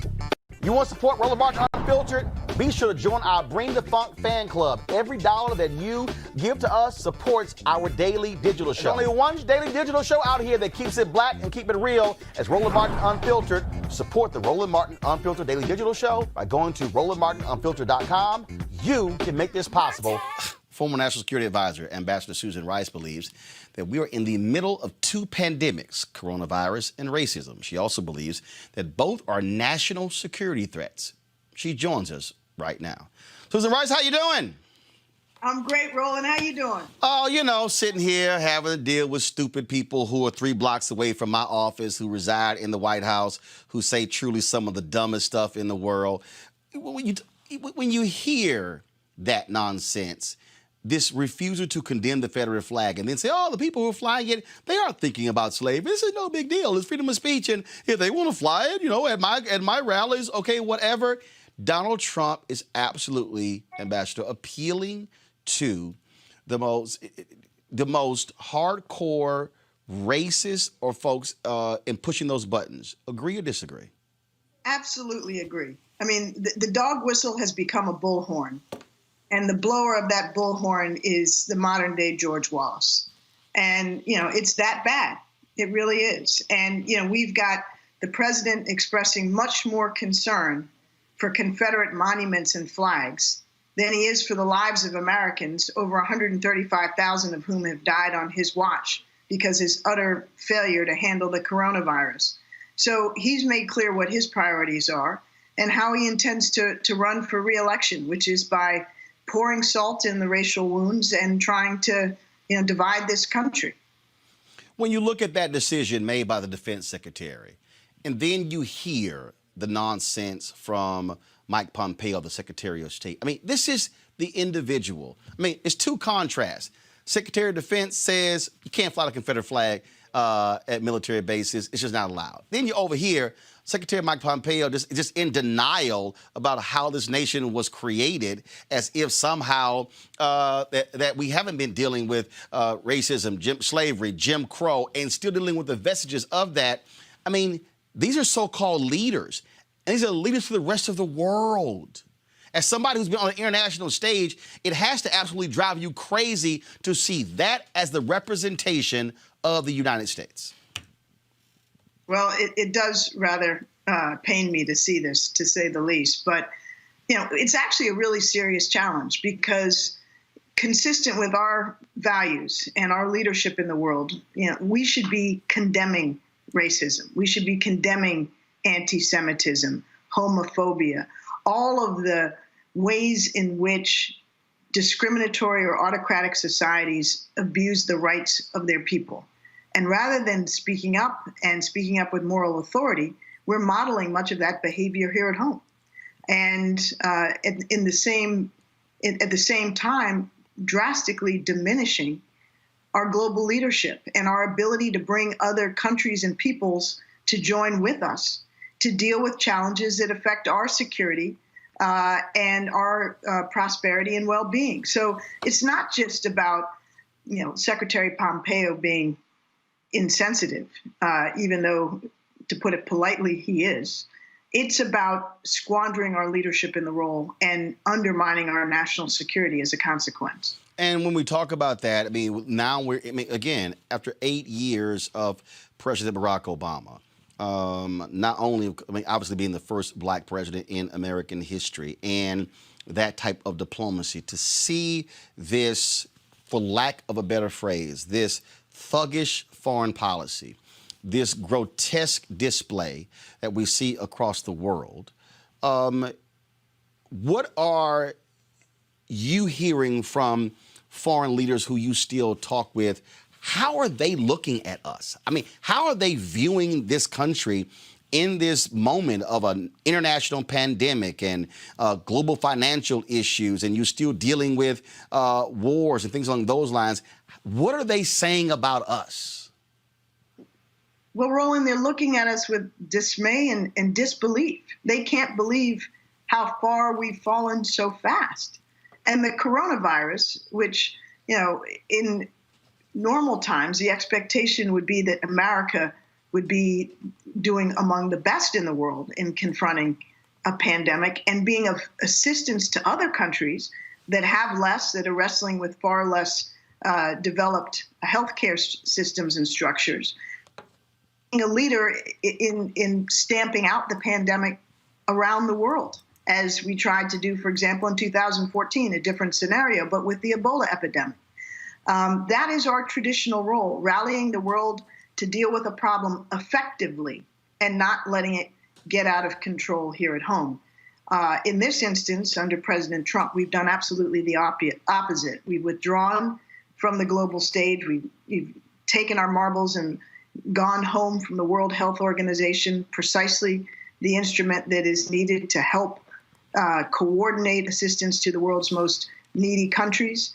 And we have utterly failed and set the worst possible example for how to deal with this virus here at home.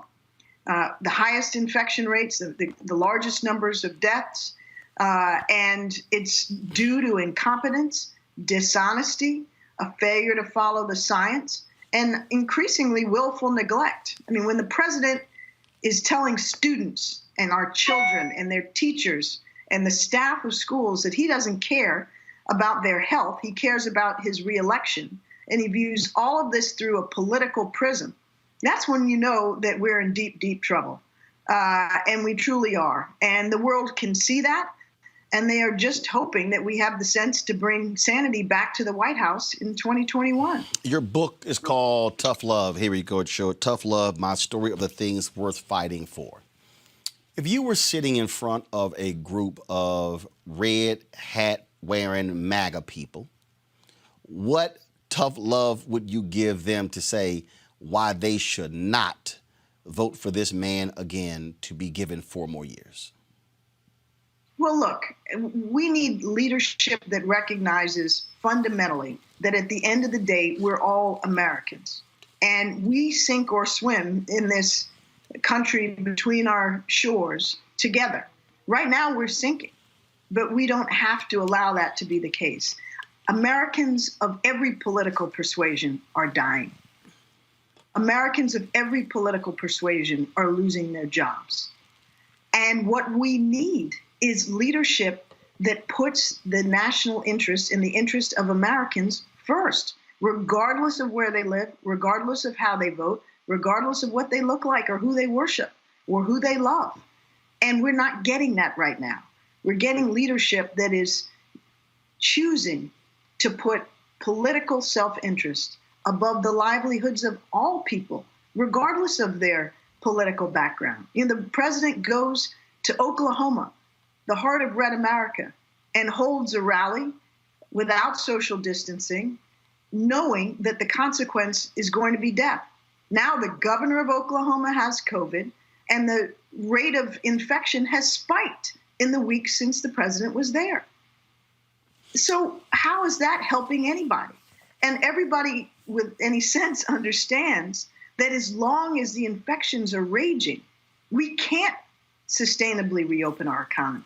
We can't put people back to work, which is what we all want to do. We all want to send our kids back to school. That's not a red issue or a blue issue. We're Americans. We want to educate our kids. We want them to be safe and have the opportunity to learn. And yet, because of this president who puts himself above everything else, that's not being, it's not been possible. And he's going out of his way to rush through, deny the severity of the disease, pressure school districts, and pressure politicians to follow his deadly lead. And we cannot afford that. None of us can. When we think about America standing internationally, the world has always looked to this nation to be a moral leader. Not always been the case. We've been that. Let's say Trump loses in November. What's the first thing that a Joe Biden administration has to do to let the world know that that's now in our past and this is what we have to do moving forward? Well, Roland, let me answer that, but let me just put the answer in context. I think Americans need to understand that it's not a matter of simply flipping a switch and everything goes, back to a place where our leadership is immediately embraced and all is forgotten. A huge amount of damage has been done. Trust has been broken. People can no longer believe the word of the President of the United States on matters large and small. Everything is a transaction. Our allies are treated like adversaries. Our adversaries are embraced like, family members. It's absolutely upside down. And so as Americans, we need to understand that the first thing we must do is vote for change. And voting for Joe Biden, who has enormous experience, great relationships, the trust and the confidence of the most important partners we have on the global stage, is a critical and absolutely necessary first step. But we will have great work to do over the course of a next administration. And it's not going to all be done in 4 years, maybe not even in 8 years, because, Roland, understand that these very countries, particularly our closest partners, our allies in Europe, in Asia, and elsewhere, no longer can be confident that what we just did over the last 4 years can't possibly happen again. They have to fear that, that it's conceivable that we could come back to a place like this. So their trust will come back, but it will come back slowly, and it will need to be rebuilt with tangible action. So the first thing that Joe Biden should do as he enters the White House, knock on wood, in January 2021, is to reach out to our closest allies and neighbors, Canada, Mexico, our European partners, our partners in Asia, Australia, Japan, South Korea, and say to them, look, we understand that what has transpired has not been helpful. It hasn't been a partnership. based on mutual interest and shared values and mutual respect. It's been bullying and transactional and based on falsehood. That is all going to change. We are back. We honor our alliance commitments. We understand that this is not a protection racket and it's not solely about dollars and cents. It's about our mutual interests and our shared security. And we will be here with you. And then we're going to have to take steps, concrete steps, that demonstrate that commitment. So, for example, we pulled out of the Paris Climate Agreement unilaterally after we had negotiated it. We have to go back. We pulled out of various other important agreements like the Iran deal. We have to take a new look at that. But most importantly, we need to be clear with our allies that at the end of the day, they are what matters most to us, because our strength in the world is a function of those alliance relationships. And so, President Trump recently said we're pulling a third of our forces out of Germany unilaterally without ever consulting with the German government. Reversing that step and many others like it is the kind of concrete thing Joe Biden will need to do on day one. Rejoining the World Health Organization, as he said he'll do on day one. That's the sort of thing that signals that we're really back and we mean it. In your book, Tough Love, iPad, many hours on additional tasks, briefing my successor as National Security Advisor, Lieutenant General Michael Flynn. That case is completely unraveled. You see what the Attorney General, William Barr, did. And as somebody who served in that position, as somebody who was ambassador to the United Nations, to watch that and then watch how the DOJ operated and watch how Donald Trump celebrated that and then say, oh, sure, I would hire this person again. I mean, you write about these are positions of public trust. The public has to trust people like you, that you will do things in the best interest of the nation and not personally. Of course. And, I don't want to get into the specifics of Michael Flynn and his circumstances, but the bottom line is that we need the best and the most committed people of integrity and experience in these critical roles. And that is something that I can promise you Joe Biden will bring.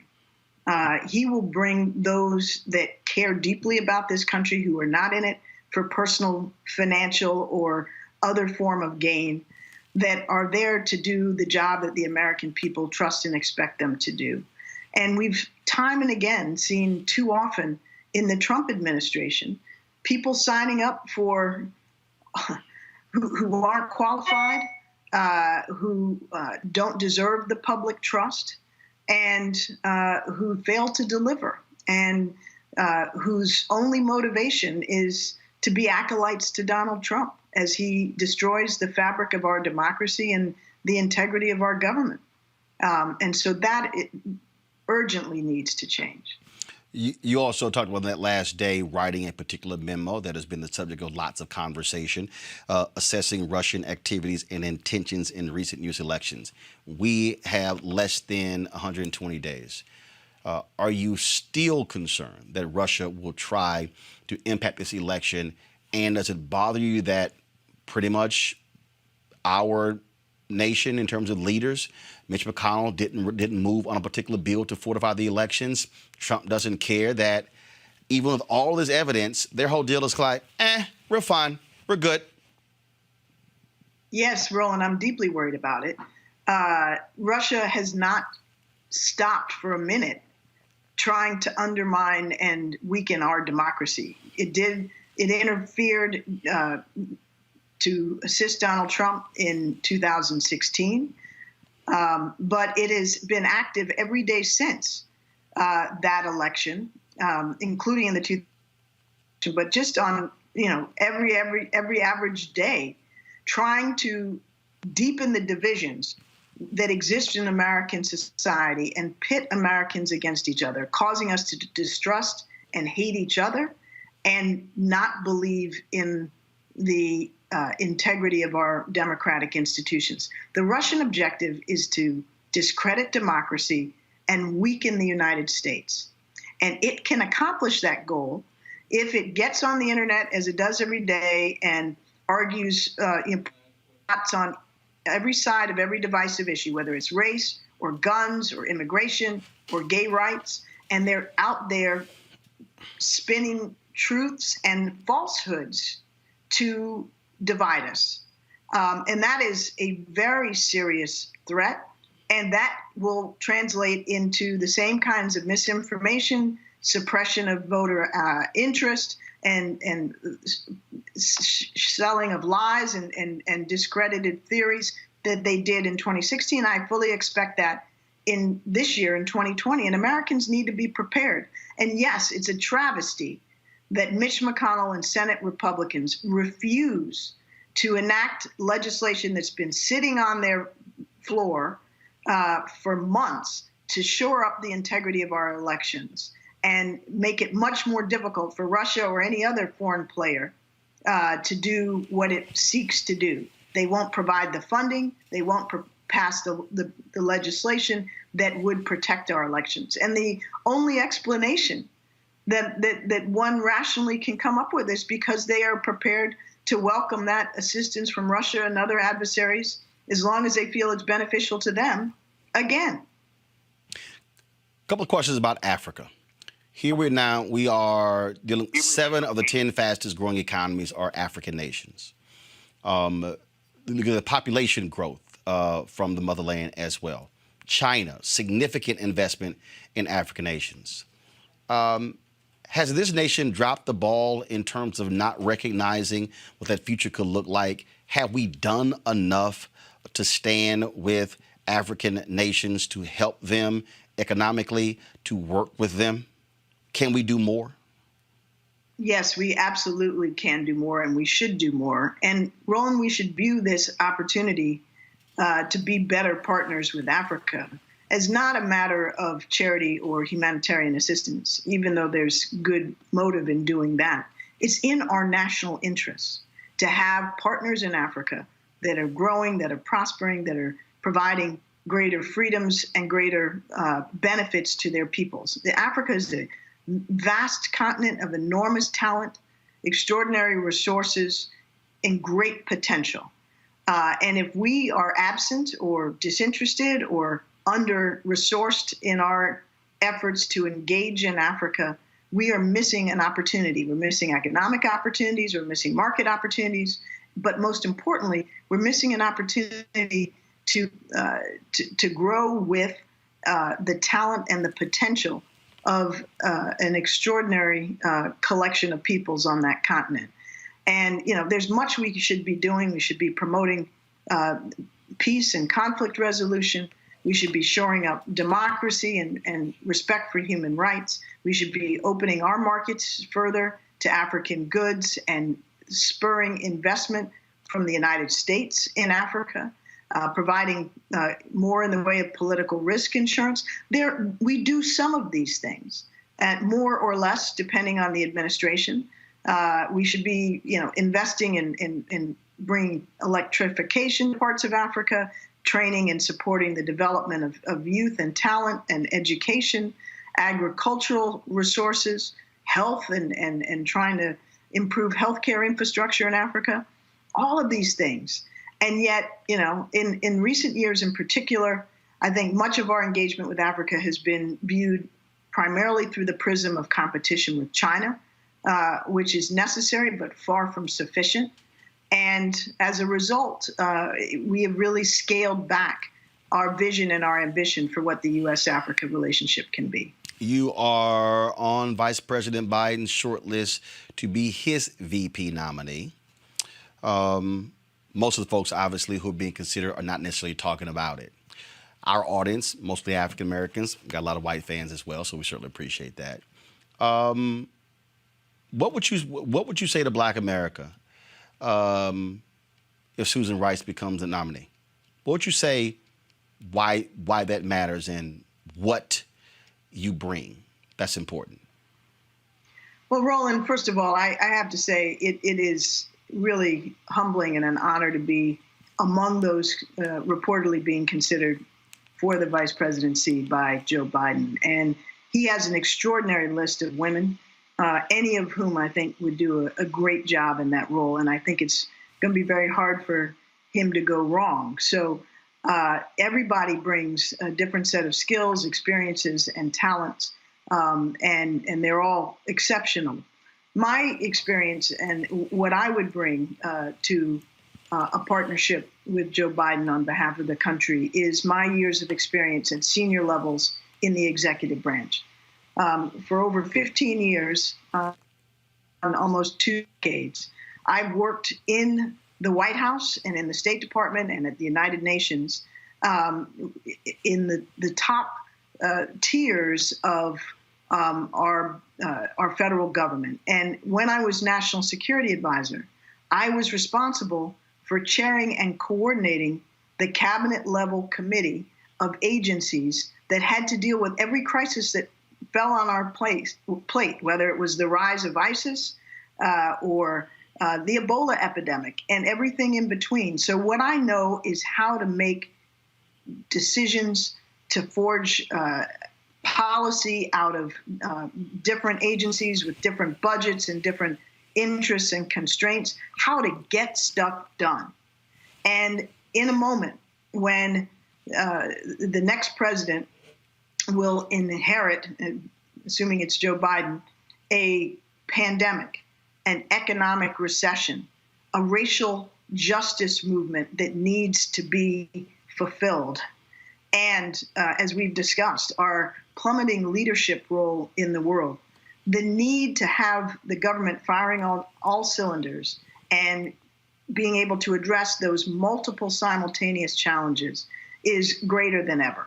So my experience is in getting things done at the highest levels of government. I understand national security, foreign policy, diplomacy, obviously intimately, but I also understand many of the domestic issues that will inevitably arise. And I would be honored to be able to assist Joe Biden in whatever capacity he thinks that I can best serve. You mentioned Sorry, go ahead. No, you mentioned the issue of racial justice. That is going to be a significant domestic agenda. Absolutely. I have argued that in this moment of the reckoning, we're really operating in what I call the third Reconstruction. And so we're seeing these changes. We're seeing, I mean, it's been 9 weeks since the death of George Floyd, and we've seen significant amounts of change. But really to deal with the inequality in this country, it is going to take massive reinvestment by this country. A massive plan, some call, an urban Marshall Plan, if you will, to deal with these difficult challenges. Have you thought about that and how major that needs to be, and to keep people focused on that? The first Reconstruction lasted 12 years. The second one lasted 14 years. I mean, this is something that's not going to just one bill, here you go, we're good. There's going to have to be a real commitment, or Dr. King wrote in Chaos of Community, Where Do We Go From Here? He said, it's a check America's going to have to write that it has never really wanted to write before. Well, Roland, I've thought a lot about it, as many of us have. And, to me, we've had this extraordinary movement following the tragic murder of George Floyd. And thus far, that movement has really resulted concretely only in some flags and some statues being retired. And that's not nearly enough. That is, in my judgment, a missing of this moment. As gratifying as it may be to see the Confederate flag come down from the State House in Mississippi or from NASCAR, that's not what this is about. Systemic racism, in my judgment, requires systemic reform. And whether you call it a third Reconstruction or a New Deal or whatever the terminology you prefer, to me, we need a president like Joe Biden in the White House with the commitment and the vision and the passion to address these systemic requirements. And we need change in the Senate and sustaining the House, because without all three, we're not going to get this done. Look at the Justice in Policing Act, the George Floyd Act, good piece of legislation passed by the House. Do you think Mitch McConnell's going to let that thing go anywhere in any recognizable form in the Senate? No. And there's nothing radical or ridiculous or, even aggressive in that legislation.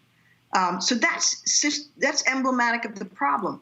And to address this moment with a movement worthy of it and results that reflect that movement, we're going to need a sustained package of legislation that deals with all of the iniquities from, the lack of jobs and economic opportunity to healthcare, to education, to housing, to the environments that we live in that are killing us.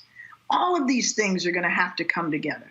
And we need to implement them in a way that recognizes that they are born of historic and systemic inequality and racism, but that also brings along all Americans. Because it's not only us, as much as this moment has been about African Americans.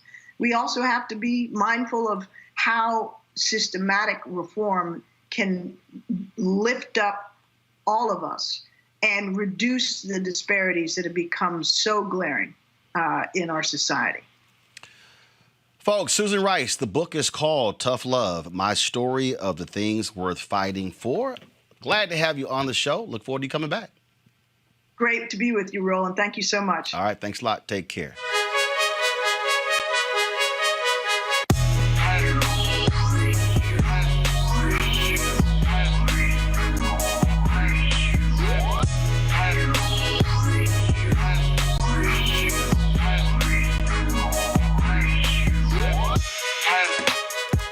All right, folks, Seek.com. These headphones here, these 360-degree 4D headphones. Mary Spio, she is the founder and the creator, the inventor of this. You can get these, folks, the 360-degree 4D headphones, good for listening to music, videos, gaming, you name it. All you got to do is go to Seek.com. There's a promo code you can use, RMVIP2020, RMVIP2020 for you to get this. Also the VR headset, so you can check out the products there on Seek.com. And so check it out. And so we certainly appreciate them partnering with us at Roland Martin Unfiltered.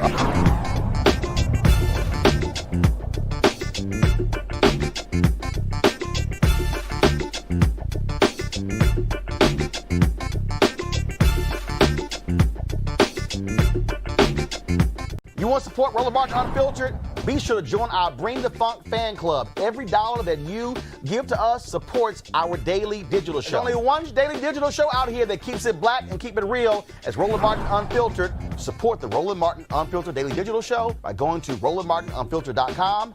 You can make this possible. Georgia Governor Brian Kemp is prohibiting cities across the state from requiring masks to be worn in public to alleviate the spread of the coronavirus. Okay, I'm sorry, I'm confused. Okay, I thought Republicans believed in local control. This executive order literally prevents local governments from enforcing mandatory face covering orders. Now, instead of imposing a mandatory requirement, Kemp's order states that residents and visitors in the state are, quote, strongly encouraged to wear face coverings as practicable when in public, except when eating, drinking, or exercising outdoors. Yet the head of the CDC, which is located in Georgia, has said if we can get all Americans to wear masks, we could have this under control in the next 2 months. Savannah Mayor Van Johnson joins me right now. Mayor, this is stupid. How here you are, the mayor of a city trying to protect residents, and the governor says, oh, the hell with that. I'm going to supersede what you have ordered, and I'm going to strongly encourage them to wear masks. This is absolutely dumb.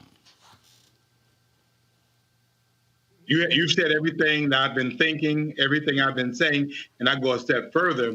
Now he's suing the mayor of Atlanta for her stand on trying to take care of the people of Atlanta. He's suing her? Huh? He's suing her? Oh, yeah. Breaking news. The fact of the matter is this, is that we've been trying in Georgia to do the very best we can to be able to protect our folks. We know that this has affected people across the board, but some people it affects more. And certainly those that are Black and brown are bothered more, and they're handled differently than everyone else. Cities like Savannah, Atlanta, Augusta, Athens, we put in mask ordinances to be able to protect our people. The science has been very, very clear. We know that masks, we know the social distancing, and we know that washing hands helps stop the spread of this virus. So you have Florida, which is about 120 miles from us. Again, that's the hotspot of the nation. Alabama has now required masks. And then South Carolina, to our north, allows local municipalities to decide. And then here in Georgia, not only we don't have the right to decide, we have our governor to specifically say that cities and counties who are the closest to the people cannot decide for ourselves. We've been fighting coronavirus with one hand, and we've been fighting our own state with the other. I don't get these people these idiots who are running around saying masks don't work. They absolutely work. Yeah, freedom. Well, guess what? You got the freedom to die as well. That's right. And I have the freedom to live. And we know that actually wearing masks promotes freedom. As an alternative to cities closing down, businesses closing down, masks allow people to go to and fro, go into the businesses they love and enjoy, and be able to enjoy themselves in the midst of what we're going through. To just think that we don't have masks. And again, the federal government has been very clear throughout. The CDC, which is in Atlanta, has recommended that mask wearing is certainly the way to go, except in Georgia. Erica, you're a native of Georgia. This is the most idiotic thing.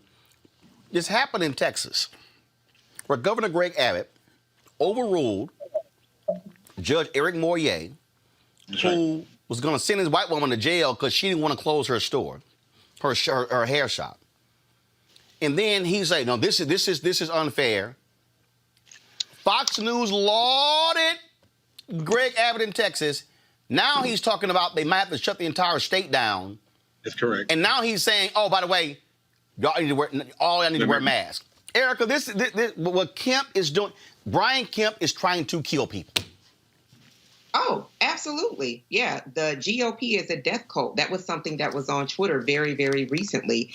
And just to really kind of confirm that this really is about not securing the safety of Black and brown folks, since we are the lion's share that's disproportionately impacted by COVID. Looking at Georgia, which was one of the first states to rescind those stay-at-home orders and open up businesses, and I believe it was as early as April. But April still, on the heels of what the mayor just shared with us in Savannah, that this governor is suing a mayor who has COVID-19. She and her family are recovering from that, Mayor Keisha Lance Bottoms. He's doing that while the governor's mansion is still closed for public tours. So when you square that and you try to make it make sense, what you understand is that this person who was effective at ensuring that data from voter base from the time that he was Secretary of State was definitely released, that he definitely ensured that people were disengaged by actively suppressing the vote from his time in office as Secretary of State, and that he essentially stole that seat. I still refer to him as the former Secretary of State. He's not the legal governor. This is more par for the course. And so my question, Mayor, will be to you is that how are you directing folks in the beautiful city of Savannah to really be about what Roland just pointed out, the business of wearing masks, which health experts have said does reduce coronavirus transmission in upwards 40-50%. Well, as for me in my house, as for me in the city of Savannah, Georgia, our mask, our emergency declaration is in play. It remains in place. Nothing has changed here. We are dedicated. We're hell-bent, if you will, to make sure that we're protecting our citizens and over the 15 million visitors that visit us every year. It makes no sense for us to be fighting our government in a time we should all be fighting together. And so we're going to make sure we stay on this fight. And we want people to support those in Georgia, support your cities, support your mayors. This might get a little ugly, but in the end, we have to be about the lives of people. And we know that strong people build strong businesses. All right. Which builds us. Mayor Johnson, we certainly appreciate it. Thank you so very much.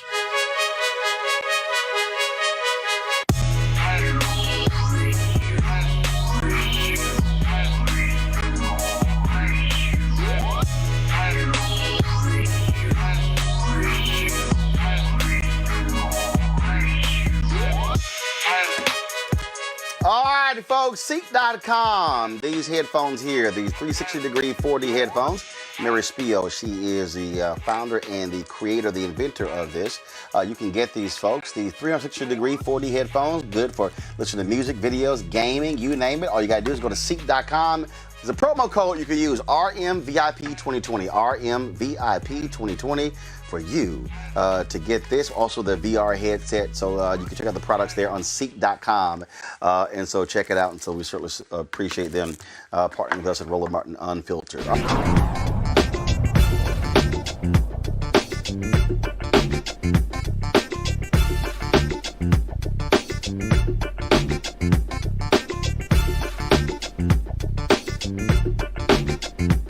You want to support Roland Martin Unfiltered? Be sure to join our Bring the Funk fan club. Every dollar that you give to us supports our daily digital show. There's only one daily digital show out here that keeps it black and keep it real as Roland Martin Unfiltered. Support the Roland Martin Unfiltered daily digital show by going to RolandMartinUnfiltered.com.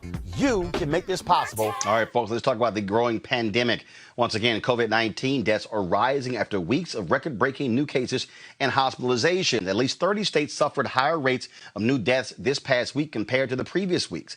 As of today, there are 4,649,102 confirmed cases of COVID-19. 47,576 of those cases are new.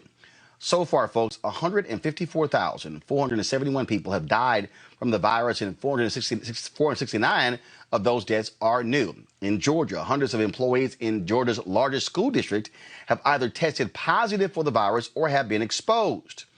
We're talking about whether we've entered a new phase in the pandemic. In fact, Dr. Birx has said that Donald Trump is now saying she's wrong, but she's the expert. Joining us right now is Dr. Tyson Bell, critical care and infectious disease specialist at the University of Virginia. Dr. Bell, again, to sit here and to have Dr. Birx over the weekend come out and say, look, we're entering a new phase. She's speaking about facts. Then Trump is blasting her by saying, oh, she's only saying this because Nancy Pelosi criticized her. And now the White House keeps saying, oh, we have all of this stuff because we're doing more testing. In Mississippi, they've shown a decrease in testing, but an increase in cases. Well, Roland, I think you've seen how this White House peddles in untruths and inaccuracies and try to peddle it as facts. This is not unexpected. I think Dr. Birx was probably hitting her breaking point, and at some point just had to say, you know, this is not going well, and to just level with the American people and say what was on her mind, that despite several months into this pandemic, having an example of how to do it correctly, how to do it right with several other countries, even regions of our country, we've still yet to be able to hit our testing marks that we need to test, trace, and isolate like we need to, get treat like we need to, and ultimately give the American people accurate information that they need from the very top. And again, when you see the numbers, when you see what's going on here, it just speaks to what's not happening. And for some reason, these people just refuse to listen to experts who say, look, if we do distancing and we put on masks and we wash our hands and we simply be patient, we can adequately confront this problem. I think, you know, every time we've had serious medical health crises, there have been conspiracy theorists and people just making stuff up. The difference this time is that now these people are being elevated by the administration. So, you know, it's not surprising that there's erosion now in our public health trusted experts, our physicians, our epidemiologists, our healthcare workers, when you see, how people are being treated at the top. We have to keep pushing this message forward and make sure that people understand what they need to do to keep themselves healthy, because unfortunately, we're just not getting that consistent messaging from the Trump administration. Well, and again, what this administration is doing is Donald Trump wants to keep lying about this to make it seem as if things are going better than they actually are. I mean, it's undeniable what he's trying to do. Right. He's talking so much about how we're picking up many cases because we're testing, but that ignores the fact that we are not doing the level of testing that we need to do, and we're still seeing that our cases are rising. We do have a little bit of recent good news that our daily cases have started to go down in some of our hotspot states. But if you take a step back and look at us compared to several other countries that have managed to get this pandemic under control. So, for instance, several countries in Europe that had a wave in the spring along with New York City over here, but they've managed to keep their pandemic under control, whereas cases are still going up here. If you look at the difference, we have to test about 12 people to get a positive case for COVID-19, whereas in Europe and many other countries there, it's every 150 or every 250 tests to get a positive case. So they're testing a wider range of people in order to pick up cases, whereas over here, our tests are going up. And that's an undeniable fact, but our cases are rising faster than our tests are going up. And there's no other explanation for that other than your virus is circulating more widely. It's inexcusable. So here we are in August, and now we're going into September. Now we're about to go into the fall. Donald Trump threw out, once the heat comes, this thing is going to burn itself out. No, we're not seeing that.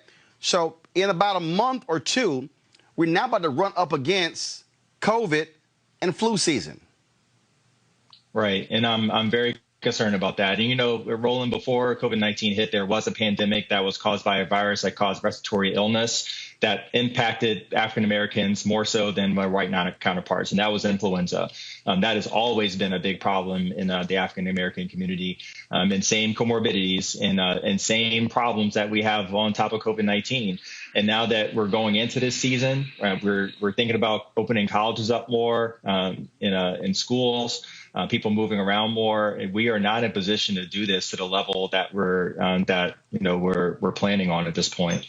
So, moving forward, what do you say to the folks who are watching? What do you say that we should be saying to our family members and to our friends and our church members and fraternity and brothers and sisters in terms of dealing with this? Because, look, I see these white folks out here acting the fool when it comes to masks and stuff like that, but it's a lot of black folks who are hard-headed, who are still having get-togethers, who are still, not social distancing, and we're still being affected. I just saw a story today of a 17-year-old kid. Both of his parents have died from COVID-19. They died within 19 days. A brother out of Atlanta. I think we have to keep reinforcing these messages. And if it's not going to come from the top, then it comes from our community, our trusted leaders, the people that we rely on for accurate information. So that would be clergy, trusted public health officials, in addition to the medical community. Because we're not getting consistent messaging from the top, we have to carry that burden. But, Roland, progress has been on the backs of African Americans from the beginning. So I think we can unite and get this message together, but it's going to be on us. All right. Dr. Tyson Bell, we appreciate it, man. Thanks a lot. Thank you. Tiffany Lawton, look, it's going to require our organizations. It's going to require us pushing people to get them to understand that, look, stop thinking all is well, because the issue isn't just, put the graphic back up, folks. The issue is not just the deaths. And that's, I think, part of the problem here. Dr. Ebony Hilton has been telling us this here. You see that 154,000 folks have died.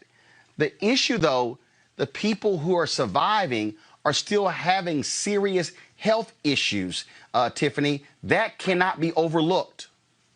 Yeah, it can't be overlooked, Roland. And also, we have to set a better example. To the doctor's point earlier, we are the ones that can save ourselves and not listen to the leaders who clearly have not had a plan and who do not care about our health, well-being, and survival. The NAACP has made sure that we continue to cancel all in-person meetings. Our virtual convention is not happening in person. We're not showing up in person to the March on Washington. We're having the march online virtually because we have to lead by example. I saw a really funny meme on Instagram that said, just because you're tired of the pandemic does not mean that it's over. And I think that everybody is tired, rightfully so. This has been happening. I've been in the house since March 11th. This is my house. I've been in the house since March 11th. We're tired of this, and we know you hate being at the house, all the traveling you do.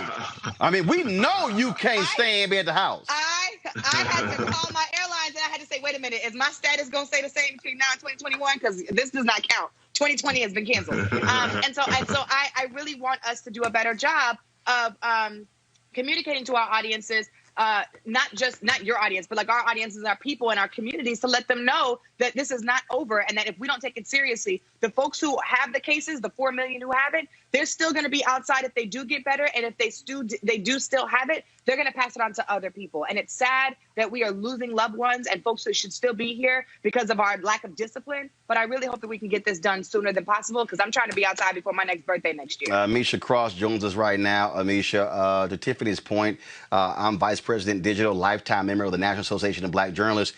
Our virtual convention starts on Wednesday. And the reality is we have to just I just think we got to just keep hammering to our people, look, protect yourself at all costs because folks are taking way too many chances when it comes to COVID-19.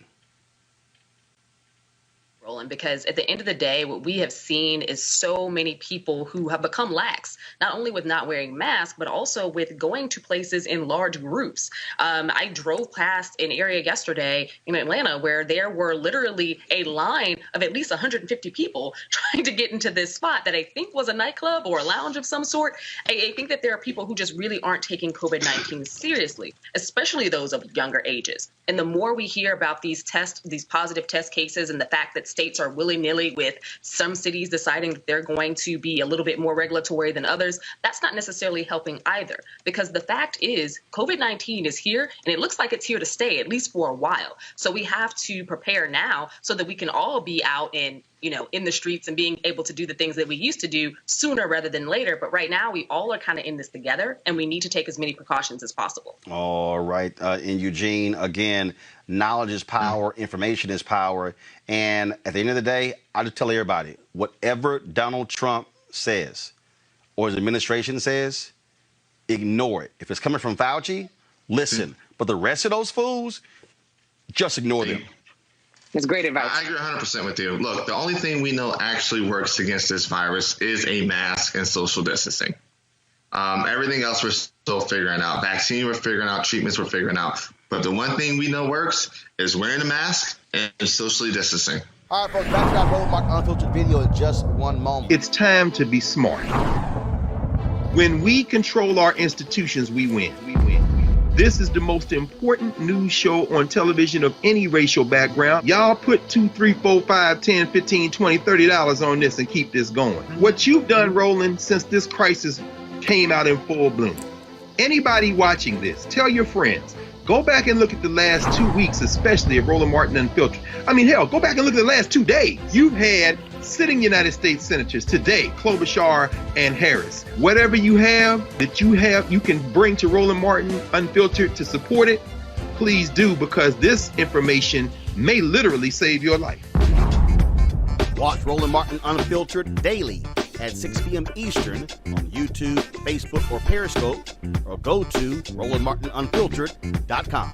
Support the Roland Martin Unfiltered Daily Digital Show by going to RolandMartinUnfiltered.com. Our goal is to get 20,000 of our fans contributing $50 each for the whole year. You can make this possible. RolandMartinUnfiltered.com. You want to support Roland Martin Unfiltered? Be sure to join our Bring the Funk fan club. Every dollar that you give to us supports our daily digital show. There's only one daily digital show out here that keeps it black and keep it real as Roland Martin Unfiltered. Support the Roland Martin Unfiltered Daily Digital Show by going to RolandMartinUnfiltered.com. You can make this possible. Now, these people are still stuck on stupid. Folks, Alabama breaks its record for most deaths in a day. The governor of Oklahoma, he has tested positive for the virus. And remember, he was the one last month who tweeted, "Hey, packed restaurant, y'all come on out." Walmart now says it will now require all customers to wear masks at all times. And y'all love this here. Peter Navarro who handles trade for Donald Trump, writes an op-ed attacking Dr. Anthony Fauci. Then the White House says that Navarro was acting on his own accord. The LA Times, though, is reporting that Donald Trump approved of the attack on Dr. Fauci. As of today, there are 3.48 million confirmed cases of coronavirus in the United States. Just a few moments ago, I'm going to try to leave that graphic up, folks. Mark Lamont Hill apparently sent out a tweet that said he now has coronavirus. Let me see if I can find that. I was coming in and someone alerted me that here it is right here. Go to my iPad. I've been fighting COVID-19 this week. It's been tough, but I'm managing and self-quarantining. Please wear masks. Please observe social distancing. Please stop sharing conspiracy theories and bad science. Folks, there are 1.3 million people who have recovered. 138,000 Americans have died from coronavirus. Joining us right now is Dr. Ebony J. Hilton, Associate Professor of Anesthesiology and Critical Care Medicine at the University of Virginia. Doc, glad to have you. Good to see you. It's been a long day. Yes, I understand. We were chatting and texting last week, and you talked about how in the emergency room in the ER there at the hospital, it was a Friday night, where y'all just got deluged with folks. And then I saw somebody tweet you about all of these bars that were open in Charlottesville and how the folks were just packed into these bars and restaurants. Right. I mean, that's across the board. You know, we're seeing more and more people getting infected. We're seeing younger people getting infected. And I think the thing that we have to realize is that previously we would say, you know, it's elderly people and those with pre-existing conditions. Those are people that need to watch out. But when this virus starts to hit this deep south, what we know is that young people have these pre-existing conditions. Young people have obesity down in the South. Young people have hypertension and diabetes down in the South, pre-diabetics down in the South. You are the persons that we're speaking about. When we talk about people, for instance, in Atlanta, we have a high incidence of asthma related to the traffic and the air pollution and smog and air quality, whatever you want to call it, you have a higher incidence. And so those persons, if you get coronavirus, your chance of not only having a worse outcome, but literally having death is increased, regardless if you're 20 years old, 30 years old, 40 years old, or 80 years old. Yeah. This is, I mean, what's happening here, what we are seeing, what we're experiencing, again, from Dr. Fauci keeps saying, is that people don't want to pay attention. And it's frustrating to medical professionals to have people who just refuse to social distance. And all these people, it's our freedom, it's our right, and not understanding that you're able to track it. I mean, you're able to, they have contact tracing where they say, okay, this explosion, this cluster, this outburst happened because of this event, this party. And people are just sitting here living in denial because I think a lot of them are thinking like Trump, oh, this thing's just going to go away. This thing's just going to go away. Right. And it will go away with them being infected at the end of it. And that's the thing. You know, we're starting to see more and more politicians become positive in states where they were really lax about their preventative measures. And so I'm hoping those states, now that those persons unfortunately have felt what it feels like to have COVID, they will start to try to protect more of their people. But you know how people have a very short memory span.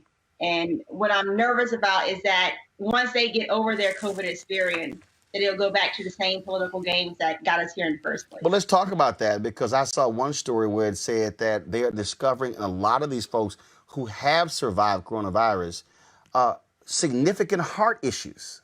Mm-hmm. Oh, yeah, for sure. And like I said from the very beginning, there's a lot of times that people keep saying, oh, you're only reporting the deaths, but you're not reporting those who've recovered. And we can talk about the percentage that have recovered. Yes, in the United States, we have listed 92% of those who have closed cases now have recovered. But in that recovered group are people that have had massive heart attacks, that have had massive strokes, that have had limb amputations because they had blood clots in their legs or their arms. There are people who are now on permanent dialysis because they have renal failure, permanent use for oxygen because they have scarring of their lungs. So yes, they are recovered, but their life will never be the same. And that's what we have to keep in mind. And that point that you just made right there, I think is critically important because, again, when I look at the critics, the critics of the shutdown, they keep saying, well, this state only has X number of deaths and X number of deaths here, but it's the continuing health issues that people have who have contracted coronavirus. And what we're now seeing, this explosion, after 2 or 3 months being told, young people, don't worry about it, y'all good, they're now making up all these coronavirus cases. Now I'm realizing that was some stupid advice. Right. And like I said, because not every young person is equivalent, right? You have some of your young people who are Olympic athletes, and then you have some of your young people who are not. And I'm going to leave it at that. And the point is that our bodies, based on that, behave and will behave differently. And so you can't go based on an age. You can't say, oh, I'm 32, I should be completely fine. I don't want to have to talk to your parents and tell them that you didn't make it. So do simple things. Wear a mask, stay home as much as possible. If you are out, stay socially distanced as much as possible. And don't do careless, reckless things. It's not worth your life. It really isn't. Got questions from our panel. We're going to start with Dr. Carter. Oh, thank you.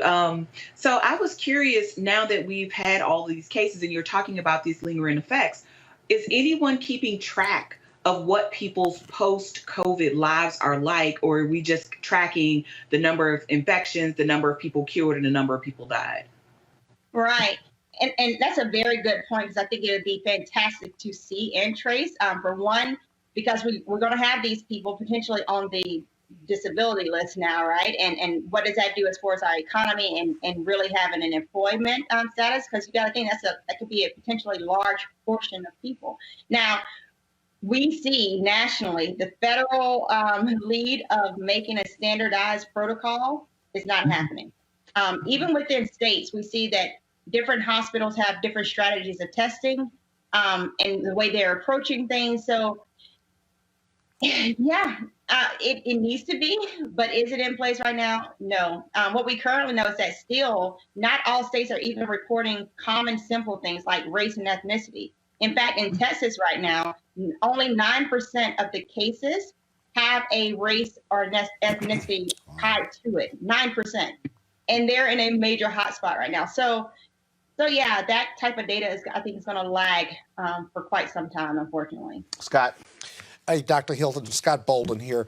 The complexity of this disease that I've read about is enormous. It's more than just a respiratory disease. I've read where it can trick your immune system into attacking your body and your organs. We see where we have heart failure. We have people and their limbs are being affected by this, whether they survived or not. Does the complexity of this disease mean that we're further or closer to developing a vaccine, or does it make it more difficult to develop a vaccine sooner than later? Right. So very interesting point. For one, we know that there's been studies now looking at for known positive patients. Let's look at their blood to see if they're producing antibodies, for one, and then for how long are these antibodies, these neutralizing antibodies, actually within the person's blood system. And what we're seeing is that for a good majority of the patients, antibodies, the neutralizing antibodies that you need to really rid your body of the virus, is only present up to 6 to 8 weeks. Wow. That's less than ideal. Wow. So what does that mean in terms of vaccination? What we know is that Moderna, and I'm sure you guys have been following this, they just released their phase 2 results. They tested 45 people with a vaccine, and they had minimal side effects, which is fantastic. But you got to go through phase 3, and of which most of the programs, about a third of the programs that do these vaccine trials end up failing. So we'll see. Right. But what they said was that they did see that people were starting to produce the antibodies. How long the antibodies are going to last for, and for this person to be to have some form of immunity long lasting, is unknown at this point. And also what they recognize is that you had to have 2 doses of the vaccine to mount that level of response. So Roland, let me ask you this real quick follow-up is this, because on the street and with my buddies, we all say when they get a vaccine, Dr. Hilton, we don't want to be the first, or we shouldn't be the first to take the vaccine. True or false? You know, I hear people say that all the time. And that's for my Morehouse buddies out there. And I completely understand why there is a fear of unknown. I mean, we all have that. Now, it is one of these circumstances where you hear a lot of, stories of, oh, they're giving you the virus, and that's not what this is. And particularly with Moderna, they're literally giving you a piece of it's an mRNA virus. So they're giving you a piece of that for the vaccine. In this circumstance of where we don't have really good treatments of if you do get coronavirus, how to win that battle for you, then your best bet is to try to have something that can produce some antibodies to rid your body of this virus as soon as possible before that cytokine storm. So you asked earlier about how the virus causes you to turn on yourself. And what it causes is an intense inflammatory response. And it's that inflammatory response that's causing, instead of just the lungs to be involved, the lungs, the heart, the kidneys, everything, because of the way that it impairs your overall blood flow to those states. So because of that, for me and mine and my family, what we will be doing is as soon as there is a vaccine in place, particularly in healthcare, we have to do those anyway. We have to get a flu vaccine every year. As far as our standard protocols, we will be getting one. Because we want to live. And it really is kind of that simple. People are dying. We will be by 140,000 dead people in the United States within either tonight or tomorrow morning. I have zero doubt on that. Robert Patillo. You mentioned the cytokine storm, and part of the therapeutics are things such as remdesivir, which is supposed to prevent the inflammatory response. And there's been research done from the SARS virus in 2002, even MERS in 2015, regarding the effects of the anti-malarial, and that's kind of what Trump got really intense about with hydroxychloroquine and chloroquine. What other potential therapeutics are there that may be able to help reduce the most severe reactions to this virus? Right. So fantastic question. So as far as agents, remdesivir is what we're using actually at my hospital here. And what it does is it inhibits the RNA-dependent polymerase. So basically the way that the virus kind of copies itself, right? And then the other agents that we're using is dexamethasone. So it's a steroid. And that steroid is supposed to help stop and slow down that intense inflammatory response that we're seeing that, again, impairs the heart, the lungs, the kidneys. Those are the two agents that have been shown to be the most promising. And it's all we got right now. So I'm hoping that it'll be effective for the majority of people. But it really is one of those things that it's so early on. For one, we're seeing more and more children being impacted by this. For instance, in South Carolina, we've now lost 2 young children within the last week. That's my hometown. So yeah, in Florida, 7,000 children testing positive. What do we do with that? Because again, when we're comparing our population to the population of China and Japan, we have different health issues over in the United States at baseline. We know hypertension, diabetes, obesity, it lives in our country, where it's not as prevalent in other countries. So we can't look at their outcomes and think we're going to be the same. We have a hill to climb. And I'm hoping we can just stay off of the hill altogether.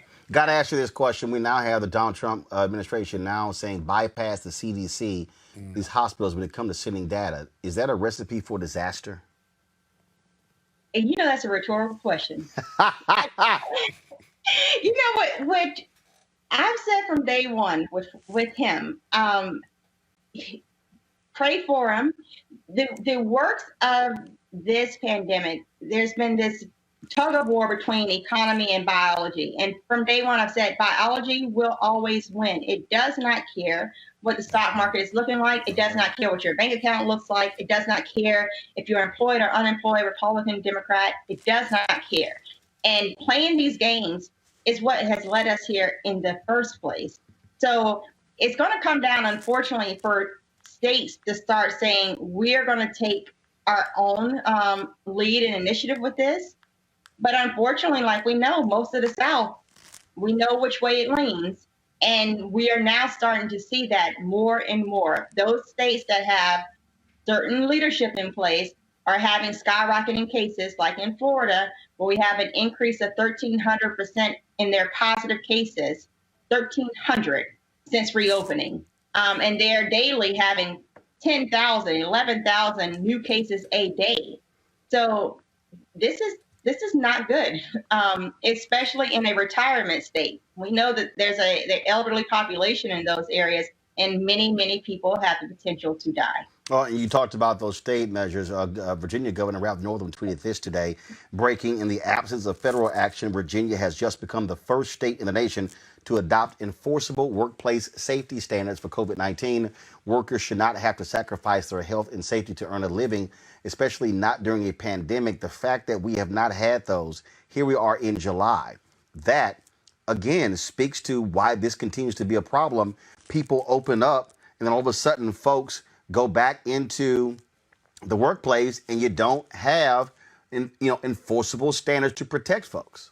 I mean, one of the things that we've done, and we practice social distancing here, where we, a worker in this room, we actually changed our control room, moved desks much further apart. We wipe everything down. We spray. Folks in the control room wear a mask. I don't wear a mask when I'm doing the show, but I'm the only person out here. And so how we keep, but again, you got to have some damn leadership from the top. That's the fundamental problem. Right. And also, I think we're doing the nation a complete disservice, because there hasn't been a clear message to employers even to say, this is how you can structure your small business in a really clear and concise, consistent manner. These are some options for you. And regardless if you're in Virginia or you're in Texas, those options are the same. The virus is the same in every state. So we need to be clear. I think the medical community is trying to be, and that's why with Trump, trying to belittle and dismiss Dr. Fauci, who at this point has been the most vocal and the most trusted medical leader in our nation, that is negligent, in that it starts to make people doubt the process that can literally keep them alive, and that has to stop. All right, Dr. Ebony J. Hilton, go get some sleep. I know, I'm tired. Always glad to have you here. We appreciate it. Thanks a lot. Thank you. Yeah, have a good one. All right, thanks a lot. Again, bottom line, Robert, there's no leadership.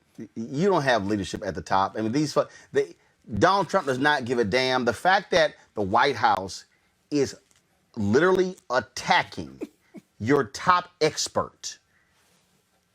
Really? That's your enemy. Fauci's now the enemy. What are we in grade school? We're in grade school now. Well, Roland, this is what happens when you see Joe Biden opening up a 15-point lead nationwide. Donald Trump really believes that his only shot at winning is for people to just ignore the virus, to pretend that none of this is happening. He even is retweeting Chuck Woolery. So you have a game show host who is president retweeting another game show host to discredit the leading epidemiologist in the world, saying that everybody is lying to you. So we've entered the twilight zone phase of this pandemic, and the leadership has to come from the state and local level. Even red state governors like Kemp in Georgia, DeSantis in Florida, Abbott in Texas are learning that you cannot just BS your way out of this situation, that the virus is real, and now they're taking those ambulatory efforts to help fix it. It is stunning to me, Scott, to watch them. Peter Navarro, the trade dude, attacks the doctor. If you need any better example of how this administration hates science, this is it. Yeah, you're absolutely right about it. The other thing that's really dumb about all of this is that we've given millions, billions away to help people and businesses get through this pandemic, right? And then you turn around, know that you're not going to, you don't have a vaccine, you know that your numbers are going down, and then you jump the gun. The Republicans jump the gun in these various red states, and the president says, go back to work, put your children in school, and then you see where the numbers are going up because the beaches are open and the bars are open because leadership, however you define it, is telling people, the American people, that it's safe to go in the water and the bars. And guess what? Now the numbers are going up. Nobody's surprised at that. And now they don't want to give any more money to the American people and the American business community because they either don't have it or they believe that it's too rich and enduring. Yet at the same time, you're driving this narrative that you don't care or you don't believe in the pandemic. And so you're causing us to lose money. All of the government funding that they've put out has been a wash and a waste because the pandemic is back. It's like 1A or reset. And by the way, we haven't even gotten to part 2 of the pandemic in the fall and winter, which they have anticipated and predicted. And so it's just really dumb, you know? And they're deaf because they don't listen. They're dumb because they don't comprehend. And it's devastating because 135,000 people have died, right? This is the best argument for Biden or new leadership come November. If you need more than what I just gave you, then you've been walking around with your head in a bag or your head in a hole. Dr. Carter. I mean, I think there's nothing more to say here besides the fact that we know this is what Donald Trump does. Whenever he's losing, whenever he feels like someone is not on board with him or his bad ideas, he tries to discredit. He tries to manipulate the public into thinking that all of the institutions that are here to work for you, if it's not the CDC, it's, the CIA or some other organization, they're all here to hurt you. And I'm the only person with the absolute truth. And I think it's unfortunate that you have real professionals who actually care about the public health having to work with an administration like this one. And I think what we're going to see is this sort of anti-science drum that Republicans have really been beating for over 20 years now is going to bite us in the butt one more time because, as Scott rightly points out, we have more people dead that can fit in FedEx Field right now, and that fits 85,000 people. And that happens because you have people who are more concerned about poll numbers, more concerned about businesses than they are about people. And the virus doesn't have care enough citizens about any who of are that. right along there with them. All right, folks, back to our Roland Martin Unfiltered video in just one moment.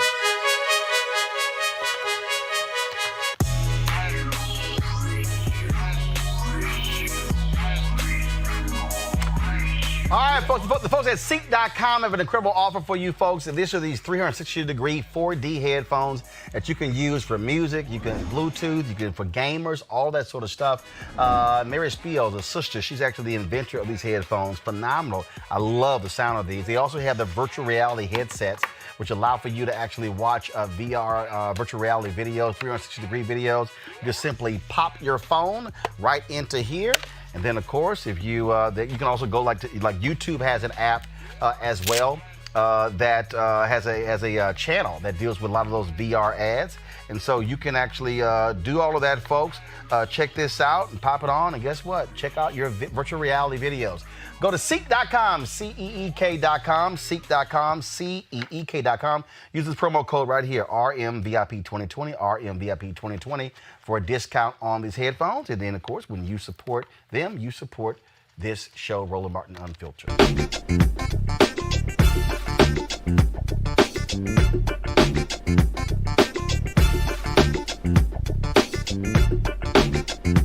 You want to support Roland Martin Unfiltered? Be sure to join our Bring the Funk fan club. Every dollar that you give to us supports our daily digital show. There's only one daily digital show out here that keeps it black and keep it real as Roland Martin Unfiltered. Support the Roland Martin Unfiltered daily digital show by going to RolandMartinUnfiltered.com.